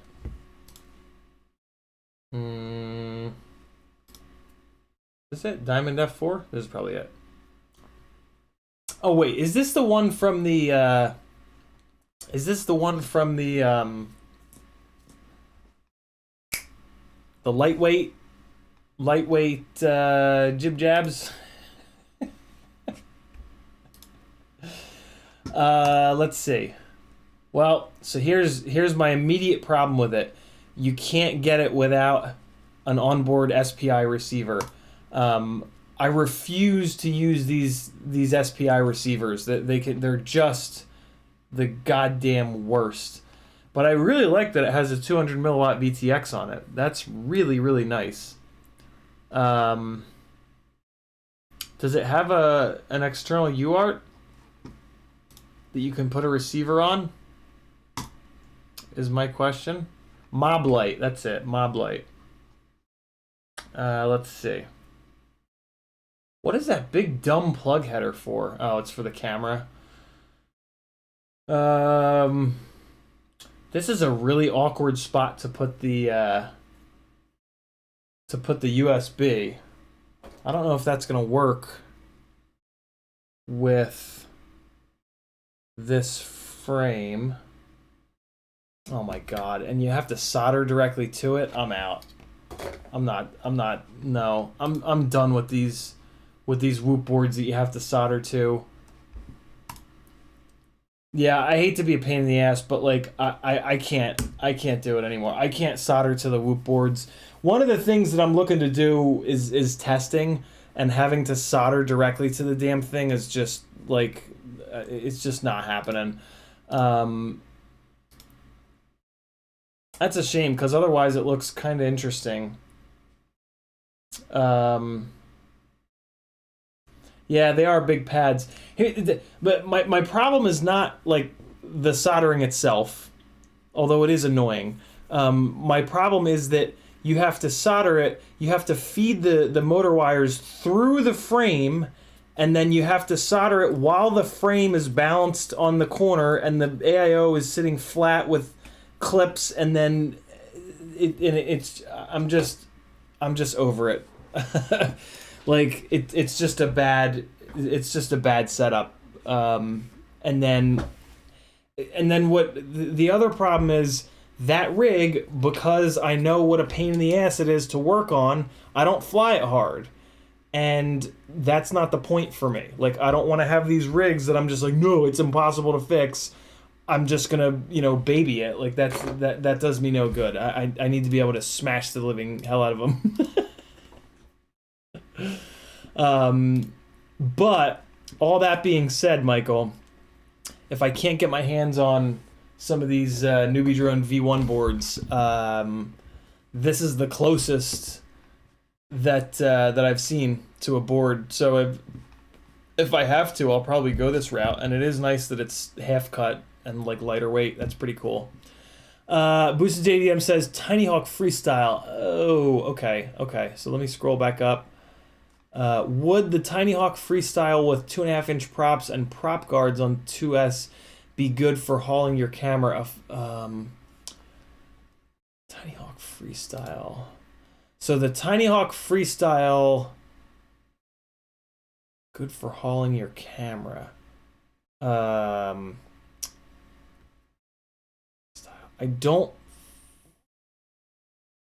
don't know. 2.5-inch props. How would you even put? I have to look up the Tiny Hawk Freestyle. My knowledge of bind flies is atrocious.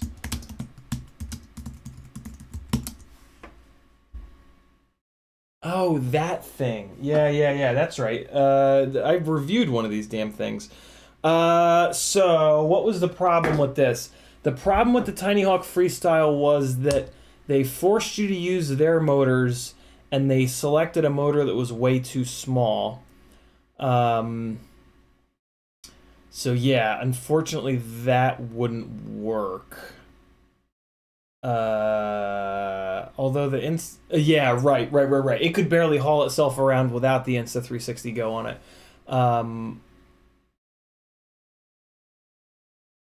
What was that? What camera? What camera are you talking about, Boost and JDM? I'm trying to think of it.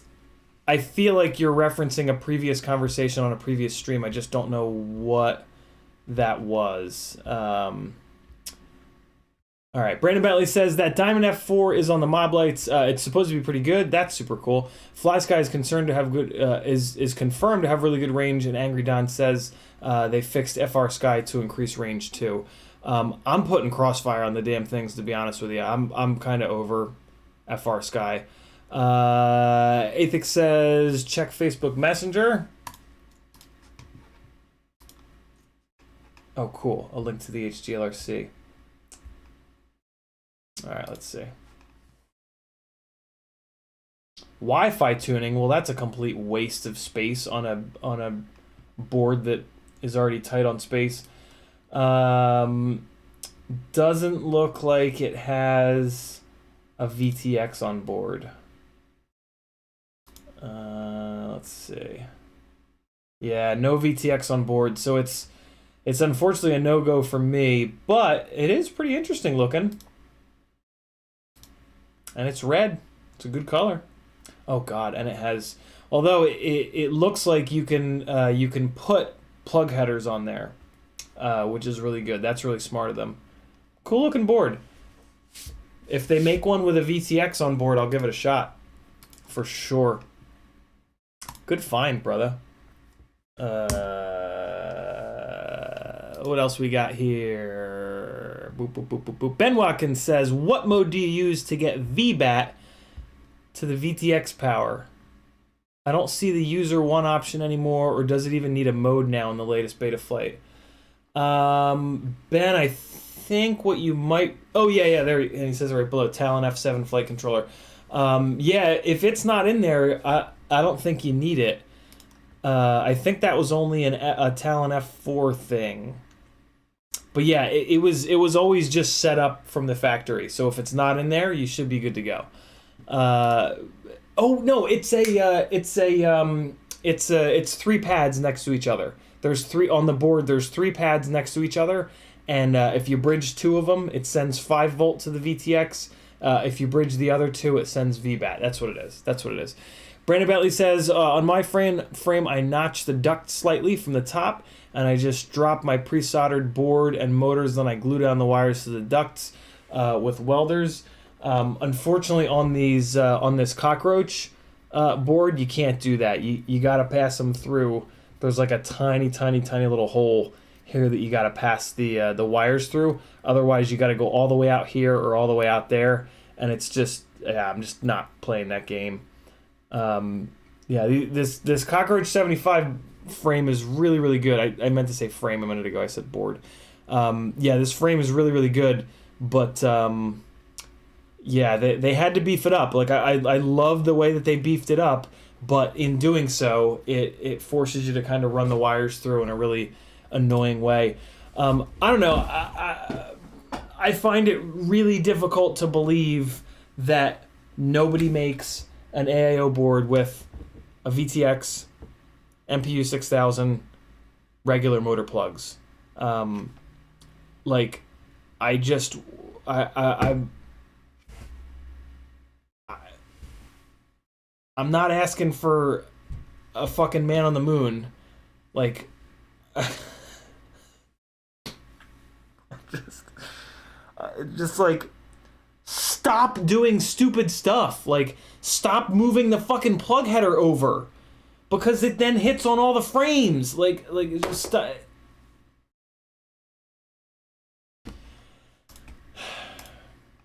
Tiago says, happy model, buy a couple of them. When they don't fail in the first flight, it will last long. I tried that, but the idiots move the motor plugs over, and they hit on all the frames, and they put this stupid ass gigantic plug header in there for the video and the power for the camera, and then that hits the frame, and you can't break it off. It's just a complete nightmare. Brandon Bentley says, so I cut. Okay, I'm reading these out of order, I think. Boost and JDM says I have a cure for that. Cure for what? I feel like I'm losing my mind. Lanuzo FPV says, yeah, finally, I knew he would be over FR Sky soon enough. Oh, dude, I've been over FR Sky for over a year. I try to convince myself otherwise when there's no other options, but yeah, I haven't spent a dime on FR Sky since I went to Crossfire. But I have a whole bunch of RXSRs that, like, it's kind of like, well, I have it, so sometimes I'll use it, usually on micros. Rob Axelson says, FFR Sky, I went Crossfire. Word FPV says, what's up? I'm late, gonna have to run back. Hope life is treating you all right. Appreciate that word. And cool, we are caught up again. So let's do a little soldering, man. We got 15-ish minutes. This camera is completely jacked. Let me get this pointed in the correct direction here for you guys. Come on. Come on. Ball mount. There we go. Alright. Get this soldering iron kicked on here. And so this is what we did last time. Let me just take a quick look with the 5X loop to make sure that none of these are bridged. I'm pretty sure I checked this last time, but the pads on this ESC are very close together, so better safe than on fire. And that one is really close, but it should be okay. Let me see if I can maybe just sneak. No, I mean, should be all right. God damn, that is close though. Yeah, I can't leave it like that. That's too close. God damn it. I really have to undo this and redo this. Is this real life? This is the one problem with soldering up your motor wires the way that I do it at an angle like this, is that you really got to be careful, and you really got to make sure that you get them absolutely perfect, or they will touch one another. So if you're going to do that, just be careful. It's not a terrible idea to just solder them straight in from the outside, especially if you're not super experienced at soldering. I do this to keep them out of the scraggle when I go crashing through branches and whatnot. This makes it a little bit better. It just, the wires take a little bit less abuse when you're flying really hard and really recklessly. Not hard and recklessly, just when you fly into stuff. Rob Oxison says soldering. Okay. Yeah, they put Wi-Fi on there, but not a fucking VTX. Like, is this real life? Or can we get our goddamn priorities straight? Please? For once in this hobby? Can we focus on the things that actually matter, not the stupid ass bells and whistles that sell more shit? I can't believe I have to redo this. I already redid this once.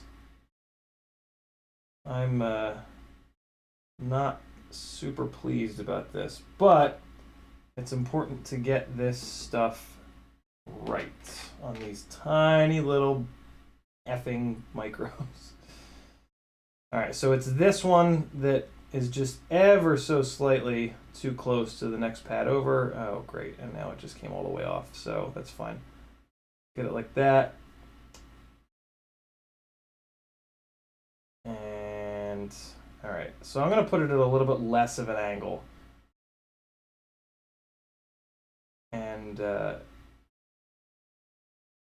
think that looks pretty good. Why was that so difficult last time? I was having a really hard time with this last time. Did that just... Is it because it's... These pads are really close together. I don't love this ESC. Man, I can't even tell if that's bridged or not. Let me take a look from the other side. Hold on. Hold on. Nah, that's okay. Ooh, that's perfect, actually. Yeah, I think. Oh, yeah. Oh, that's the stuff right there. That one went right in there. All right, let's see if we can go 2 for 2 on the successful soldering. Soldering! All right, so this is the one that likes to bridge to the...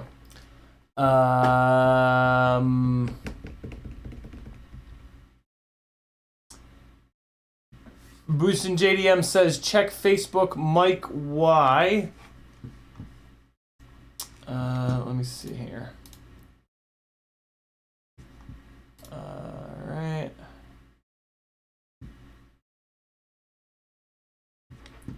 Oh wow, I have a whole bunch of messages. Did you guys lose video? Well, what the hell, YouTube? I have no dropped frames. That's weird. All right, Mike Young messaged me. And he says, any AIO or 20x20 stack you want, any motors you want, will take 3-inch props, should take 2.5-inch props with guards, should be about 100 to 110 grams all up on 2S 450 Insta360. Already have it approved by Armatan, production to be cut out of 2 or 2.5 carbon. That looks really good, man. Very cool. It looks like, I guess it's inspired by the Tiny Hawk or whatever. That looks cool, man. Very cool. I'm more of a removable arm kind of guy, and I'm violently against AIOs. But yeah, that looks super cool, man. Dope. I like it. Where are we at? Where are we at? Athix says the 250 frames are being QC'd in-house. Hopefully they'll ship in a week. Fingers crossed. Nice. That's the message I got from them, Athix says. Dauntless saying hello. Frank Nicholas says it's happened 2 or 3 times tonight. What the hell? Dustin Gable says, yeah, it started buffering. Brandon says it's back now. Tiago says it's happening a lot to channels lately. It seems to be on the YouTube side. I've seen it happening in several channels. Come on, YouTube. Like, WordFTV says, if there's no spot for a buzzer, can I put it on a free UART? I think so. I believe so. Anybody know for a fact? I've never put a buzzer on a quad, believe it or not. I've literally never once put a buzzer, like a physical buzzer. I've always just used the ESC buzzers.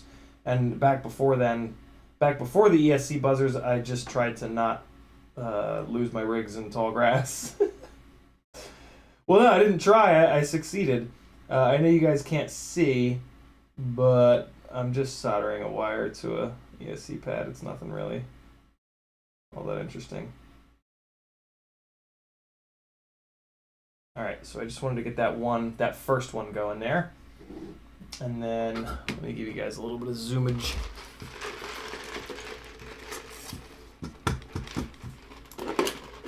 Come on, Logitech. What? Sure. All right.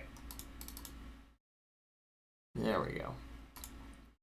YouTube did the thing, Dustin says. Okay, here we go. See if I can get these other two zapped on here, and then we'll be just yet another step closer to having Rip Squeak number 2 up in the air. And I can start abusing a I can start abusing my Insta360 Go 1 on this little fella as well. Alright, let's see here. Wait, can you guys see this? Kinda. Okay. About as good as I can do.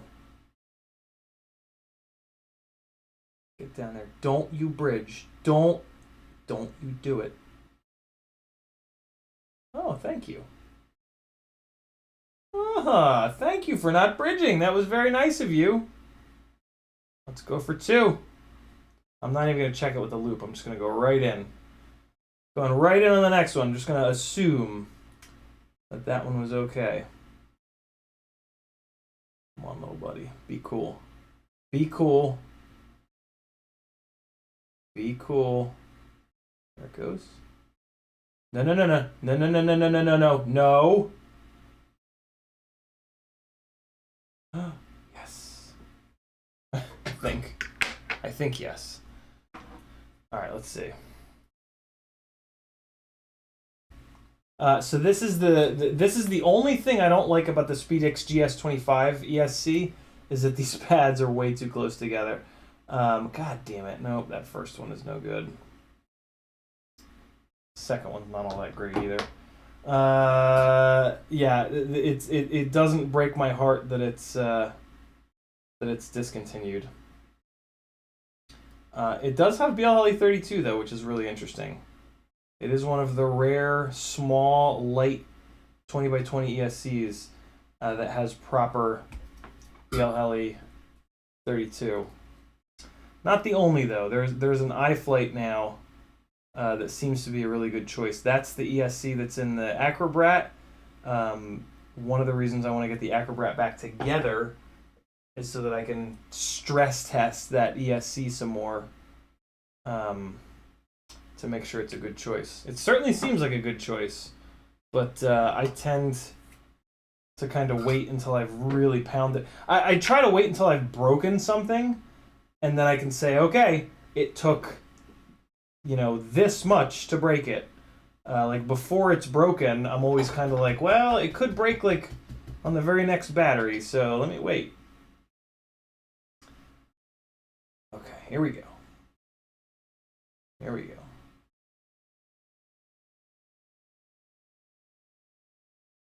Oh, that's looking pretty good. That one's looking pretty good. Now let's see if we can get this one to cooperate. Okay, be cool. Everybody just relax. Don't breathe. Oh yeah. I think that's the one. I think that's the one. I'm putting a little bit less of an angle on these than I want to, just sort of out of necessity. Yeah, that should be good. Unless it's bridged to that sideways one, but I don't think it is. Yeah, no, that's good. Okay, 2 more. I don't know why I said 2. 3 more. Actually, I just remembered the other thing that makes this SpeedX GS25 weird is the battery pads are in the middle of the ESC, which is just an absurd place to put it. But yeah, sometimes micros are a complete train wreck, and by sometimes I mean all the times. Okay, we are fluxed up. And there we go.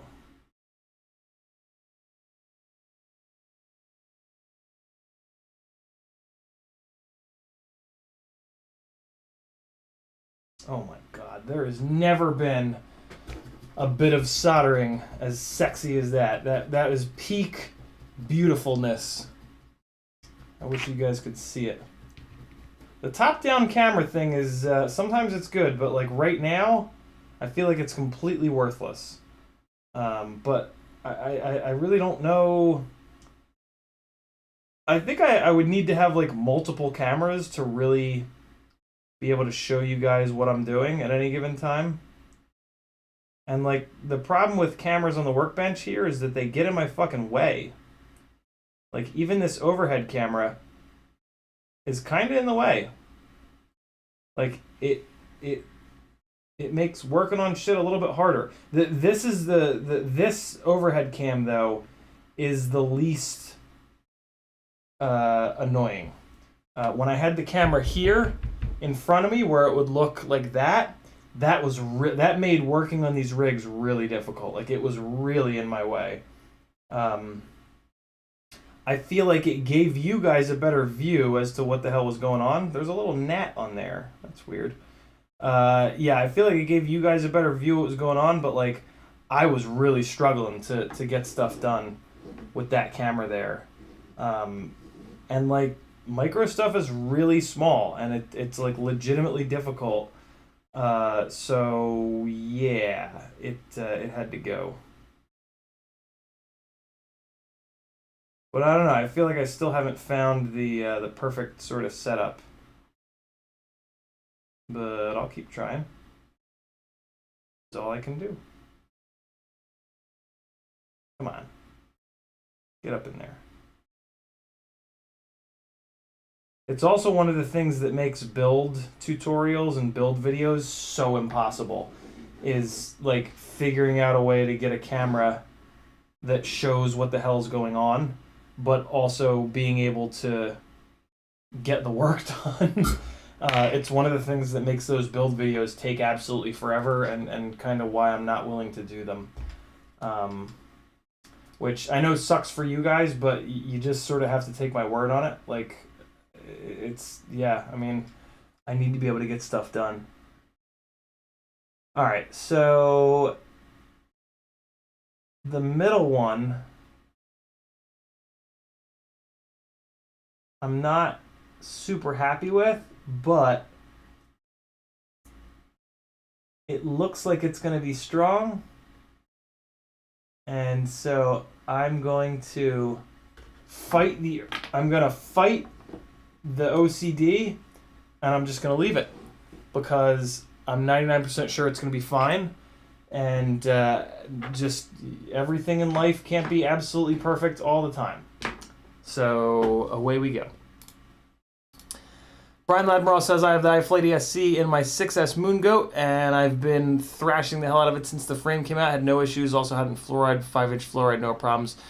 So Brian, I was talking about the much smaller iFlight 20x20 6S ESC. It would not work on a 5-inch rig. It would just catch on fire immediately. You're probably talking about the more expensive, bigger one. Which is that, and that's good to know that it's been durable. That's really good feedback. Thanks, brother.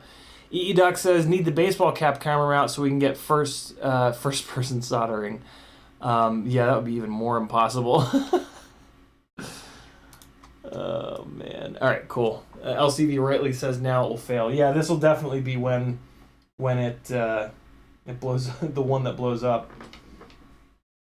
That's like the harsh reality with micros is that like you kind of have to get them perfect, like because everything is so small that if you don't get it absolutely perfect, there's a good chance it will blow up.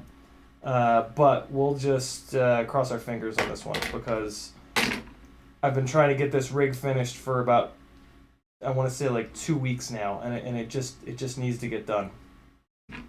So if it blows up, I'll fix it. It's the most basic bitch thing I've ever said. Oh man. God, everything on these builds is a nightmare. Micros are the reason that I hate building, for the record. if I only flew 5-inch rigs, I wouldn't hate building, because building a 5-inch rig is not equivalent to hitting the tip of your penis with a hammer over and over again. But micros are.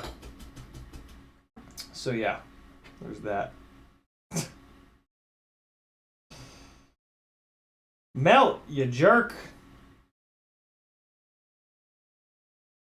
There we go. And there we have it. Oh, wow. Why does that look so bad? Where's the solder at? There it is. Where's the solder at? Here we go.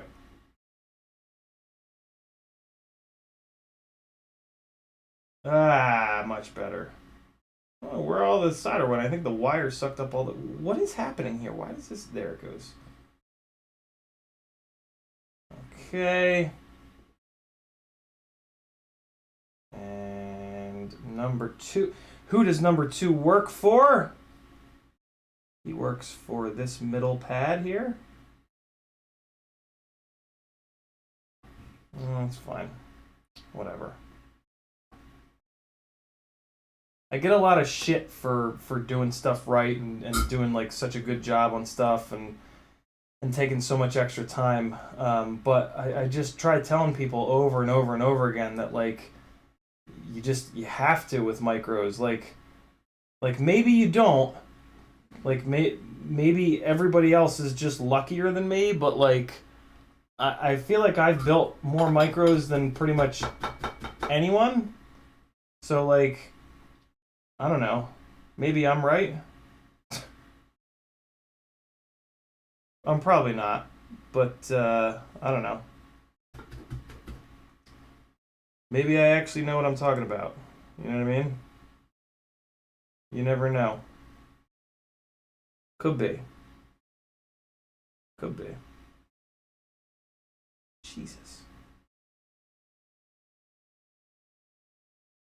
Come on now. Don't be a jerk. There we go.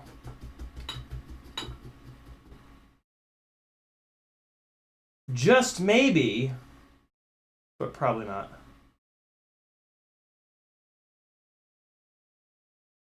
Oh yeah, that's a good one. That's the one. All right. Let me throw just one screw in here just to keep it from flopping all around, all willy-nilly like.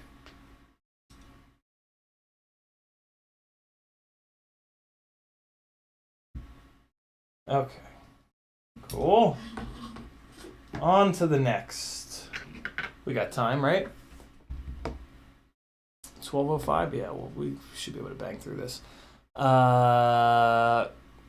Rob Oxison says the phrase you're looking for is wasabi. It is a Japanese term for accepting imperfection. Sorry, it's wabasabi. Interesting. I've never heard of that. Athix says, I know you hate AIO boards, but I got the F7 iFlight Beast coming for the 250. I know Bob put it in his full-size glide. I think we were talking about that on, was it yesterday's stream, Athix?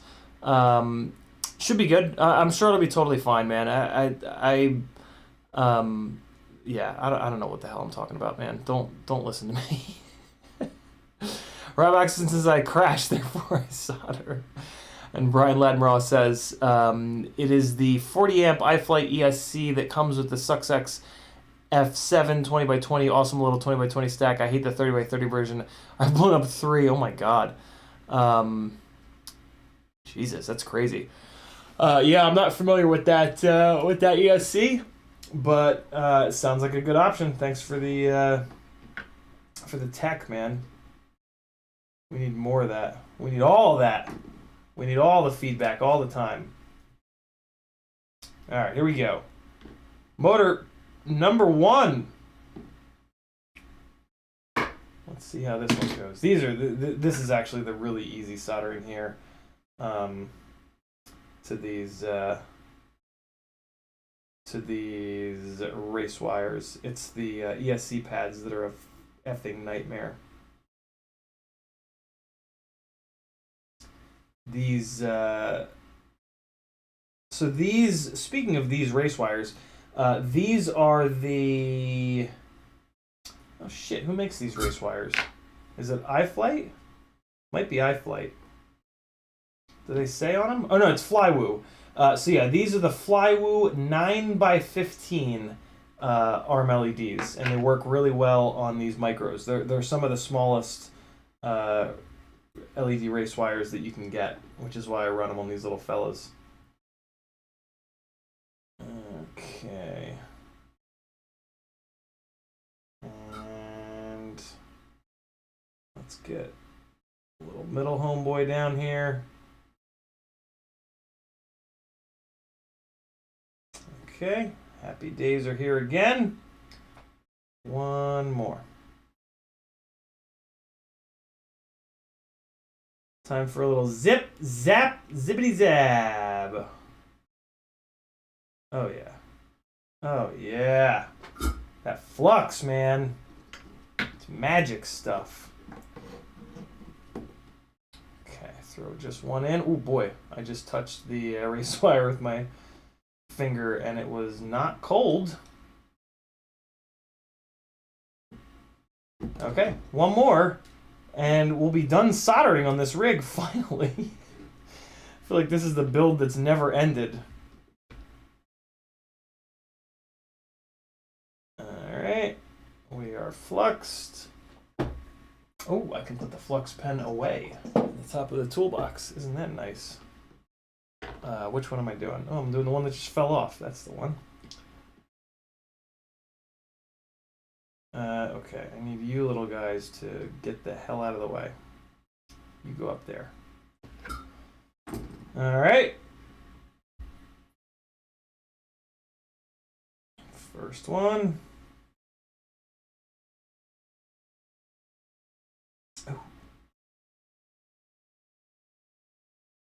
That little fizz sound that the flux makes when it starts evaporating and boiling off is, I don't always hear it, but when I hear it, it's like, yeah, there we go. We're doing some work. Okay, here's the middle.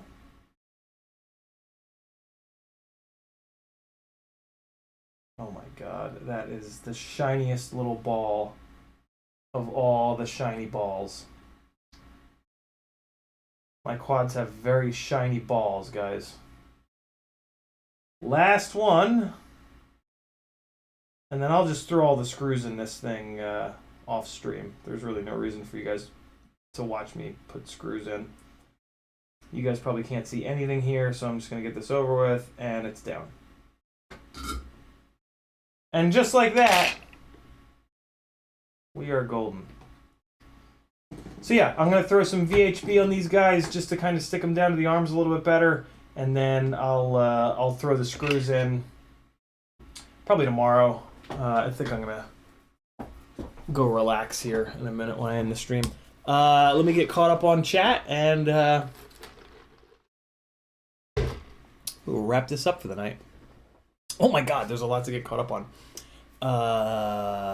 Mindbender says, what are your early thoughts on the new Tiny Hawk HD? I'm really impressed. I absolutely hate that they chose 1404 motors in such a low kV. I just think that was a terrible decision. Other than that, though, it seems great. I'm not a DJI person, so it doesn't really do anything for me.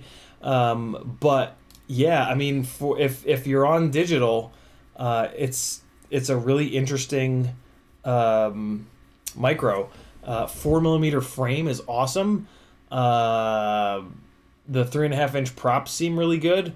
Yeah, they picked.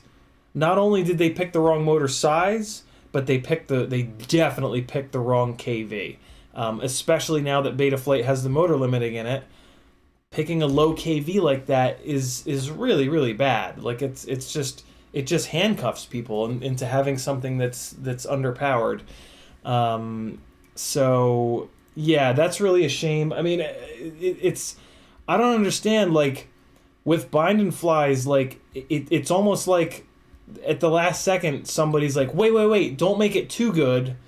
Here, let's make it a little bit worse, so that like no matter what, the next one that we make will be better. And they just like pick something and they fuck it up. Like,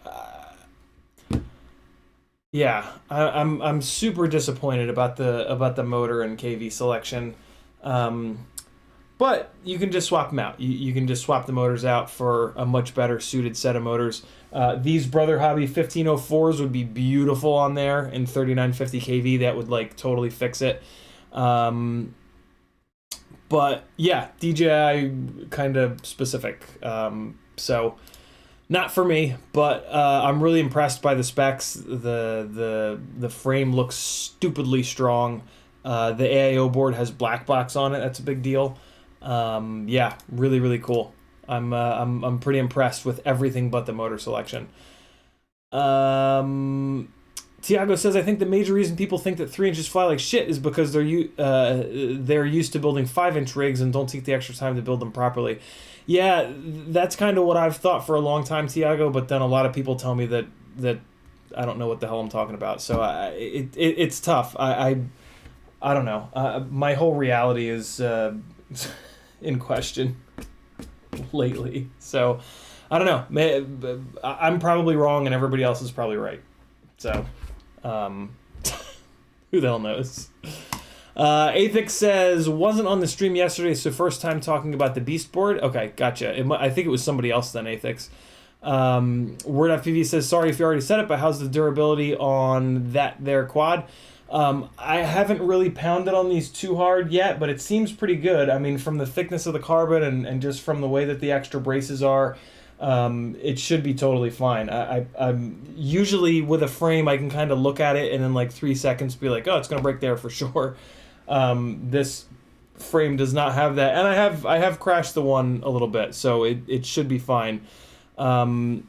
It's the best that we've got. It's the best 3-inch freestyle frame that exists at the moment. So, yeah, we got to go with the. There will hopefully be better available soon from your boy, lanky, gangly man. Rob Oxen says, pause, I gotta grab a beer. Rick Zapata says, I put the tiny LED kit on my tiny trainer. It's pretty small and looks great. I think that's just straight LEDs though, right, Rick? It's not, I don't think that is ARM LEDs. These are ARM LEDs, which if I wasn't running them as ARM LEDs, I would just be running race wires because I really like the way that race wires protect the wires from prop strikes. That's the main reason that I run race wires, is because you no longer have to worry about prop strikes, which for me is a big deal because I crash and bend props a lot, and then I turtle mode and they slice the wires, and then it's just super annoying. That tiny LED kit on the tiny trainer though is so cool looking with the addressables. That's the only thing I don't like about these ARM LEDs is they're not addressable, but at the same time, having addressables requires an extra wire per, and it's like, ugh, how many wires am I really going to have to put on these things? So it's, yeah, if I would love to have a tiny trainer with that LED kit just to like, I would love to do that and then figure out a way to feed it power all the time and just have those and just have it up on the wall, always having those LEDs going. I think that would be the best, coolest use of it. Ben Watkins says, this is the build that never ends. It just goes on and on, my friends. One day CiottiFPV started building, knowing where he was. He'll continue building it forever just because. Rob Oxen says, I'm back with a beer and a shot. What did I miss? Not a thing. Dalton says, steak and shake again. Yep, indeed. YouTube did the thing. There we go. Word FPV says, when it comes to the 360 Go 2 fund, is there a place you prefer donations to go through or come from? Yeah, Word. I mean, PayPal doesn't take anything, right? Like Super Chats, YouTube takes 30%. PayPal is no percent taken. So yeah, if you want to contribute to the Insta360 Go 2 fund, the way to get me the most possible money is to go to CiottiFPV.com, scroll to the bottom, there's a PayPal button, and then just put in the little notes field for the Insta360 Go 2. same deal. If you guys do a super chat, you got to specifically like call out in the super chat, like, hey, this is for the Insta360 Go 2. Otherwise, donations just go to literally keeping the lights on around here. We're getting closer and closer to that being less of an issue, but it's still where 99% of the donations and the Patreon and the affiliate links and all that stuff gets gobbled up by. I pay with electricity and water and shit like roughly $1,500 a month in rent, and then I have another few $100 in bills and debt and shit like that. And yeah, I'm able to cover that every month and have a couple of bucks left over for like a set of motors sometimes. But it's unfortunately a little tight. But it gets better and better every day. The Patreon is still steadily increasing. The Patreon goes up by every month or so. It's like $50 higher than the previous month. I've had a couple months where it's gone down.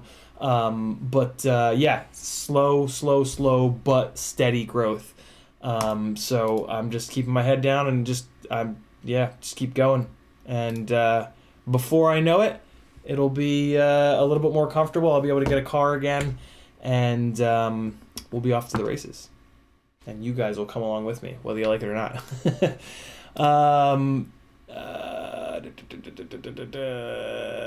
Rob says, my new soldering iron helped me to obtain shiny solder balls. Me too, Rob. Getting rid of that old super cheapo iron and getting a half-decent soldering iron made a big difference for me. The Baby Hawk went to standard parts. Yeah, that's the best thing that they did, in my opinion, to the new Baby Hawk, is going to standard stuff. I wish that there was a way to run... Well, I wish that they'd run 20x20 electronics on it, because it would perform a lot better and be a lot easier to maintain and stuff like that. But, hey, everybody's obsessed with AIOs right now, so of course the manufacturers are going to jump on the hype train and just kind of ignore the lack of... all of the problems that come along with AIOs. Bob Noxious says, well, this stream was the only thing keeping me from having to go to work. Gotta go check on a crew. Later chat. Always learn something from streams. Thank you, sir. You're welcome, Bob Noxious. Glad I could help you procrastinate. Here's the, in case anybody's wondering, here's an interesting take on procrastination. If you want to stop procrastinating, do more shit. Because if you start doing more stuff, you won't be able to procrastinate. You'll kind of still like the dirty little secret about procrastination is that all it really means is that you're smart. And your smart brain goes, well, I'll get it done. I'd rather screw around and have fun right now, though. And then right before it needs to be done, I'll get it done. Because I'm a smart brain, and I know that I can do that, right? That's what procrastination really is. It's actually like a really advanced thing, right? Like your brain is literally saying, like, I can have fun right now and then do that thing that I don't want to do, right? Because you don't procrastinate the things that are really fun. You procrastinate things you don't want to do. Your brain is like, hey, I'm going to have fun, as much fun as I possibly can, and then at the last second, I'll make sure I get it done. But I'll get it done, and that's all that matters, right? Like, yeah, you're stressed out when you're doing it right before it's due, but you get it done. If you're not getting it done, that's a problem. That's not procrastination. That's not getting shit done. But yeah, one way to beat procrastination is just to do more stuff. Take more stuff on. Because then, like, instead of like, ooh, I'm procrastinating right now. No. You have to do work right now because you took more stuff on. And then right before that thing is due, you're going to do it anyway. But you're not like, ooh, I'm procrastinating. You're like, I'm busy. It changes from procrastination to being busy, right? And like being busy feels good. Procrastinating feels like, oh, I'm such a shit, right? So you can, I don't know, interesting take on it that I got from Healthy Gamer GG. If you want more interesting takes on things in life like that, here on YouTube, look up The Healthy Gamer GG. Or just Healthy Gamer, we'll probably find it.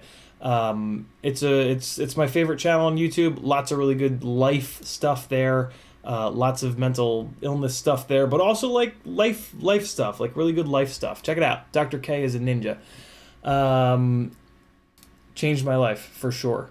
Like, legit. I know that sounds woo-woo, but it's just the truth. Oh, Rob Axelson with one of my favorite quotes of all time. I reject your reality and substitute my own, by Adam Savage. Yeah. Also check out I assume that you guys all know Tested here on YouTube, but if by some insane chance you're not subscribed to Tested, Tested here on YouTube, fuck this stream, go now. That's Adam Savage's channel. He's making way better content than I'll ever make. Plus, I'm about to wrap this thing up. So, FPV says, have you looked at the 3 or 4 inch RVS Small Yeet? What the hell is that? Did you have a stroke, LCV? What's a Small Yeet? Am I showing my age? Small Yeet.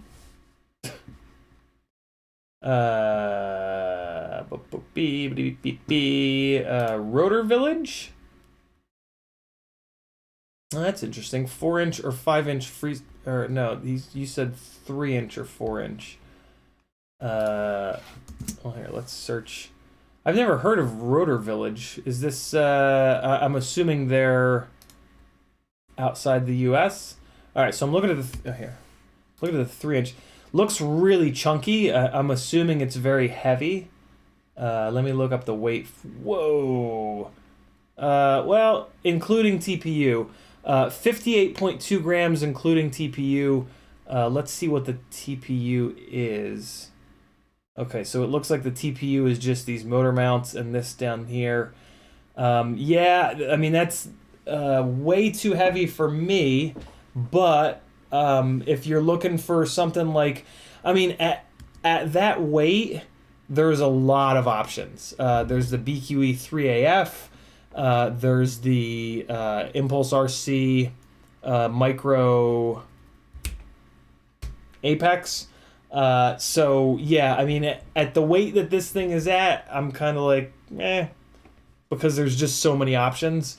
I don't really, this is like, for me, a 3 inch frame should be half that weight, roughly. So yeah, not for me. I gotta be honest, at that weight, I would also want to see thicker arms. Like, if it's gonna be so heavy, the arms should be like really, really beefy. So I would actually, I would really rather go with an Impulse RC Micro Apex than this. But it's always good to have options. And this looks like it's also set up to hold the GoPro, which would be interesting. But I mean, you could probably do that with TPU on the micro Alien. Interesting looking frame. I wish they'd slimmed it down a little bit. It's got a lot of extra carbon that's not really going to accomplish anything. I never understand that. I don't understand why. I guess what it is it's 5 inch people making 3 inch frames. And they just have no appreciation for the fact that, like, with micros, you can't just have a big chunk of carbon. You have to put, you have to lighten it up. It's just, I don't get it. I don't get why more people don't understand that micros need to be light. Like, I would think that before designing a micro frame, you would, like, build some and buy some, and pretty quickly with micros, you realize, like, good God, this thing needs to be light, or it just falls out of the sky like a sack of hammers when you chop the throttle. But I think a lot of frame design is driven by, oh, people want a 3 inch frame. Oh, here. Okay, there's a 3 inch frame, right? Like, I think a lot of frames that are out there don't get tested at all. Because there's just, like, I look at these micro frames and I'm like, why would you do that? Like, why? I don't know. Maybe I've just been into micros for too long. WordFPV says, when you say you can just look at it and have a good idea on the durability, is there something that you see or more to do with thickness? Word, it's just basically like, I have broken so many micro frames that, like, I just have a good idea of, like, where the energy goes in crashes and what parts need to be strong. Like one of the most obvious ones is where the arms meet with the body. Like so many microframes will have like really thin areas of carbon here where the arm meets up with the body, and then it just breaks. Whereas this frame, like if you think about when this arm gets loaded up in this direction, right? Like when you crash and the arm end hits the ground and this goes to bend in this direction, it's gonna the carbon is gonna bend against this nice flat wide surface here on this extra plate. And yeah, that's gonna be nice and strong. Whereas like a lot of these frames, like yeah, they'll put like cuts in the carbon like 2 or 3 millimeters away from the corner of the arm, and it's like, what are you doing? Like I don't know. It's just crazy, and like one. I hate to pick on this frame, but kind of like this. See how little carbon there is around the outside of that? Like that's not good. Like that's gonna break right there. And see how they have a hole? They have a mounting hole right here. Like that's no good. You can't do that. You can't only have that little amount of carbon on the outside there. That's not my biggest concern though. This is my biggest concern. As soon as this thing takes a hit, as soon as this thing takes an inverted hit, where the motor hits the ground and the arm tries to bend downwards, it's just gonna rip that right out. Like that's just not enough carbon on the outside of that press nut. And I don't get it. And then they do this, right? And then they have a top plate with just one huge swath of carbon down the middle where there's no load. Like the only load that gets put on this top plate is the battery. Well, micro batteries are pretty lightweight, so there's no reason to have so much strength down the middle of the top plate like this. It's just a whole bunch of wasted weight. And it's a system, right? Like your top plate is 10 grams too heavy. Well, that makes the whole rig 10 grams heavier. That stresses out this weak point in the arm even more. It makes it fly worse, and the shit sort of just tumbles downhill. Yeah, again, I've broken so many microframes that I've seen where they fail over and over and over and over again. So like when I look at them, I can just be like, oh well, that's a spot that I've seen 4 frames break, and these guys put 1 millimeter of carbon there. It's like, yeah, it's gonna break there for sure. So yeah, there's no like real way that I can tell you guys to like look at it. I think like I guess the only way I can really think of is like if you take a frame like I show you guys all the time and take it motor to motor. Hold on. Let me just throw a screw in here so I can show you this. You can kind of sort of see where it bends basically. This isn't a perfect test, but this is just something that you can do. Like if you just take a frame motor to motor like this and put your thumbs dead center and just bend it, like you can kind of see, like where it's bending. You can see like where the force is going. And unfortunately, like there's not a situation in the real world where this happens. What really happens is like this. So like I guess a better test would be to like hold it like this and try to like bend it like that. But it's an imperfect, yeah, there's nothing I can really tell you that's going to help. You just have to break a whole bunch of these frames and look at where they've shattered, which takes forever and is expensive and is annoying. Really good question though, man. Dauntless says, House FPV has a really good LED PDB that actually controls each arm independently because the LED pads are in series instead of parallel. That's pretty cool. That's super cool. Rick Cepeda says, the kit I got has one on the board and one for each arm. Yeah, right. It's got that middle piece and then the individual things on the arms. Metal Dirtskin says, I found what I think is the best prop tool. Ordered a few and we'll add them to your giveaway stuff. I should be sending you any day now. Sounds awesome, dude. I can't wait to see it. Don't spoil the surprise. I can't wait to see what the best prop tool is. That's cool. Athix FPV says, love my TP3. The thing hauls into 360 go no problems. 3 inches different from 5, but everything has its place. Athix, is there by any chance no props? I know the answer to this. I know that there's props in view, but if there isn't, if somehow magically there isn't props in view, I'll become interested. Oh wow, okay, so that okay, there's a bunch in the chat. I thought I was at the bottom of the chat. Rob Oxen says, yeah, procrastination. I got a bunch of stuff that I never finished. That's from being lazy. That's from being lazy to being busy. Okay. FinFPV. Hey, FinFPV is in the house. Finn's gonna be doing some editing for me, which I'm super excited about. He says, have you discovered the Dr. K Out of Context YouTube channel I have? It's super funny. Do me a favor, guys. Don't ever make a CiottiFPV Out of Context YouTube channel. When I watch Dr. K's Out of Context stuff, I'm like, man, I wouldn't be able to handle that. I don't know. I'm just a sensitive dude that beats up on himself too much, but I'm getting there, man. That's a funny one. I like that channel, Finn. Edoc says RVS is the short name for Rotor Village. Ah, okay. Oh, Canada. Okay, gotcha. Scroll. Chris Paget says the Big Yeet is their 7 to 8 inch frame and is only 146 with TPU. Damn. Why is their micro frame so heavy, but their 7 or 8 inch frame so light? Rob Axelson says like a bag of smashed assholes. CiottiFPV.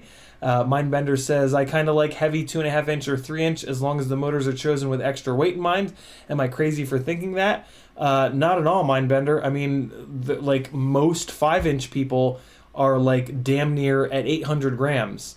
So yeah, you're probably in the majority. I'm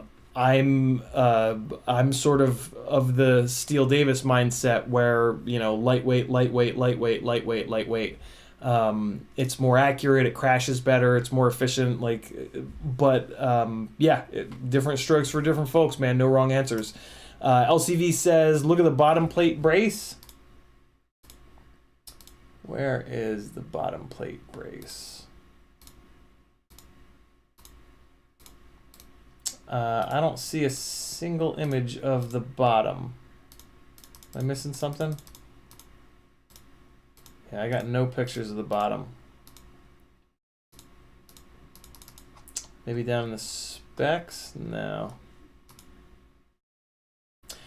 As heavy as it is, though, yeah, it's not my kind of frame. But and I don't know. I don't know if I don't know how this thing is going to compete with the Micro Apex. The Micro Apex is a really well thought out frame. So I think that's going to be a better choice. This is kind of expensive too. $40 is a lot for a 3 inch frame. Mikael Hagerstrom says, looking into 5 inch, coming from Rikers, primarily a tiny trainer since it came out. I think since I fly park spots, mostly I'm worried and torn about 5 inch being too loud, powerful. Yeah, it's a consideration, Mikael. 5 inch rigs are very loud and very dangerous. But you only know if you're going to get kicked out until you bring one in there and see what happens. So he says, do you recommend the Rip Squeak or saying all in with some 5 inch rigs?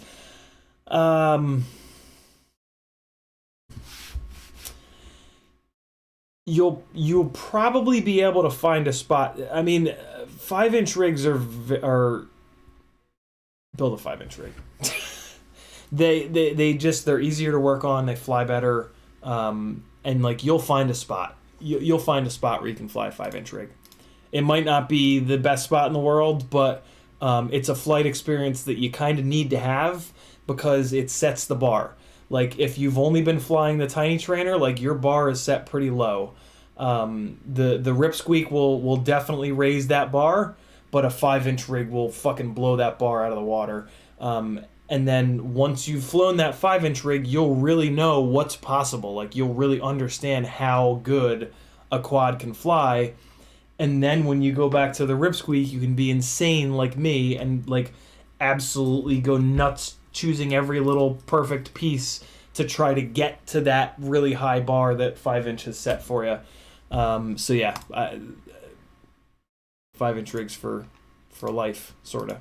Rob Oxison says, no such thing as a perfect crash except a landing. FinFPV says, don't forget to send me the Google Drive link. Yeah, I still have to upload everything to Google Drive. I'm gonna get that done tomorrow though, Finn. I appreciate it, man. Rob Oxison says 800 grams. That's DJI FPV numbers. That's a clunky flyer. Yeah, it's crazy. I cannot believe how many people fly 750 plus gram 5-inch rigs. I just think they fly horrible. But again, no wrong answers. Everybody has all the right in the world to think that flies great for them. And that, my friends, is the end of Micro Monday.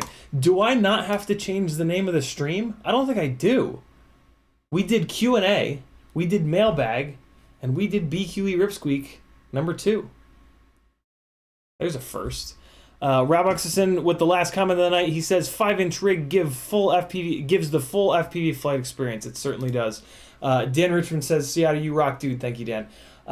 Here's a little bit more flying from who knows when. What's this? Oh! Oh! Hey! Oh! Wow! All right, here's a good one. Let's go. Wait, no. I'll give you guys a sneak peek. Anybody that just left a minute ago is going to be pissed. So the I mentioned earlier that the come on, computer, that the Session 4 Stables edit is finally done. Man, this computer is just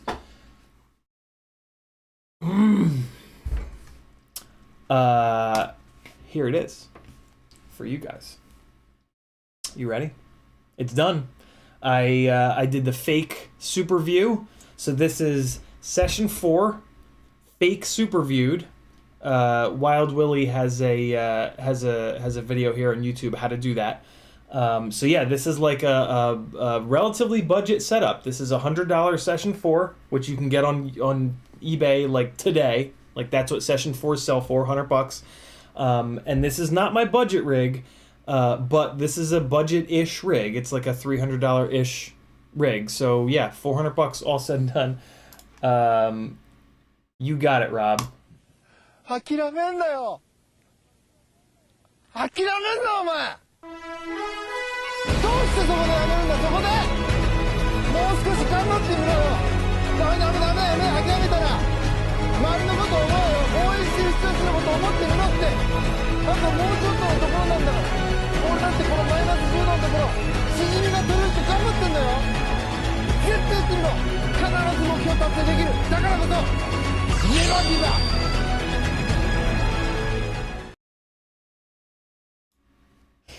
I forget about Clam Man. Yeah, so here's the sneak peek of the Session 4 Stables edit. I mean, this is going to be in terrible 720p, so it's obviously watch this when it goes up on YouTube. But yeah, here's your present for staying to the end. Let me come in here. So yeah, this is a F40 Pro 2 rig, which yeah. Not an expensive rig, but not a super budget rig, but somewhere in between. I'll see you guys tomorrow. We're gonna do something cool tomorrow. You can kind of tell in the beginning that it's a little bit squashed, but it's not squashed that bad. Enjoy, boys and girls. Here's your present. Sneak peek, sneak peek. After this, the stream is over. See you tomorrow. We're gonna do the Moon Goat Prototype 5 Swaparoo. Happy ending. Damn you, random. Thank God for you. See you guys tomorrow.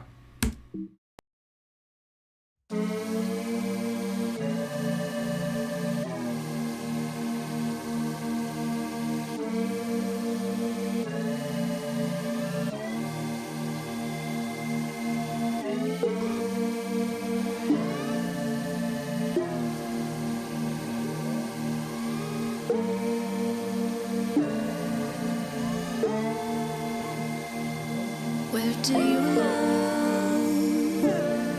Is something we can discuss? Where do you love? Is it the highest escape on a mountain you won't budge? Where do you love? Where do you love? Where do you love? It could be the subway. It could be the patio. It could be your best friend waiting in the terminal. It could be in cereals. It could be in digital. If only you were there, girl. You'd be metaphysical. You'd be metaphysical. You'd be metaphysical. You've been metaphysical. Yeah. If only you were there, girl. There,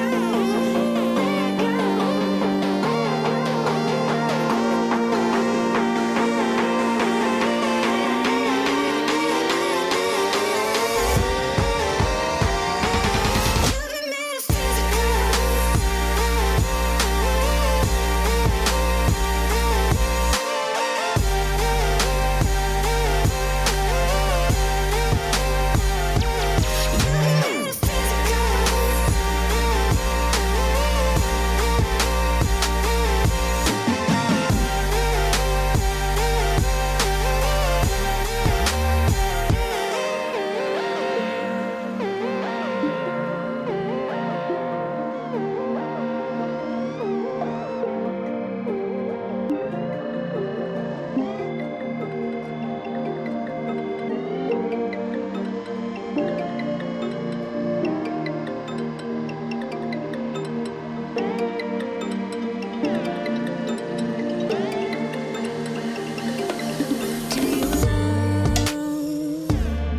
Is there something we can discuss?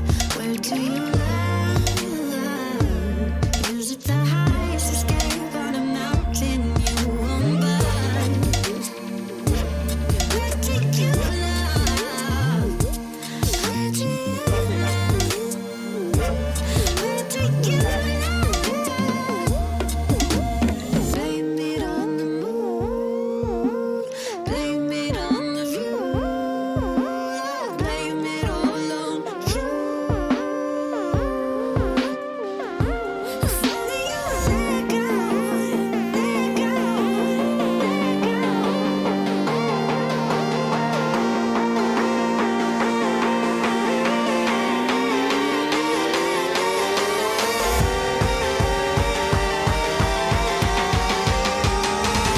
You've been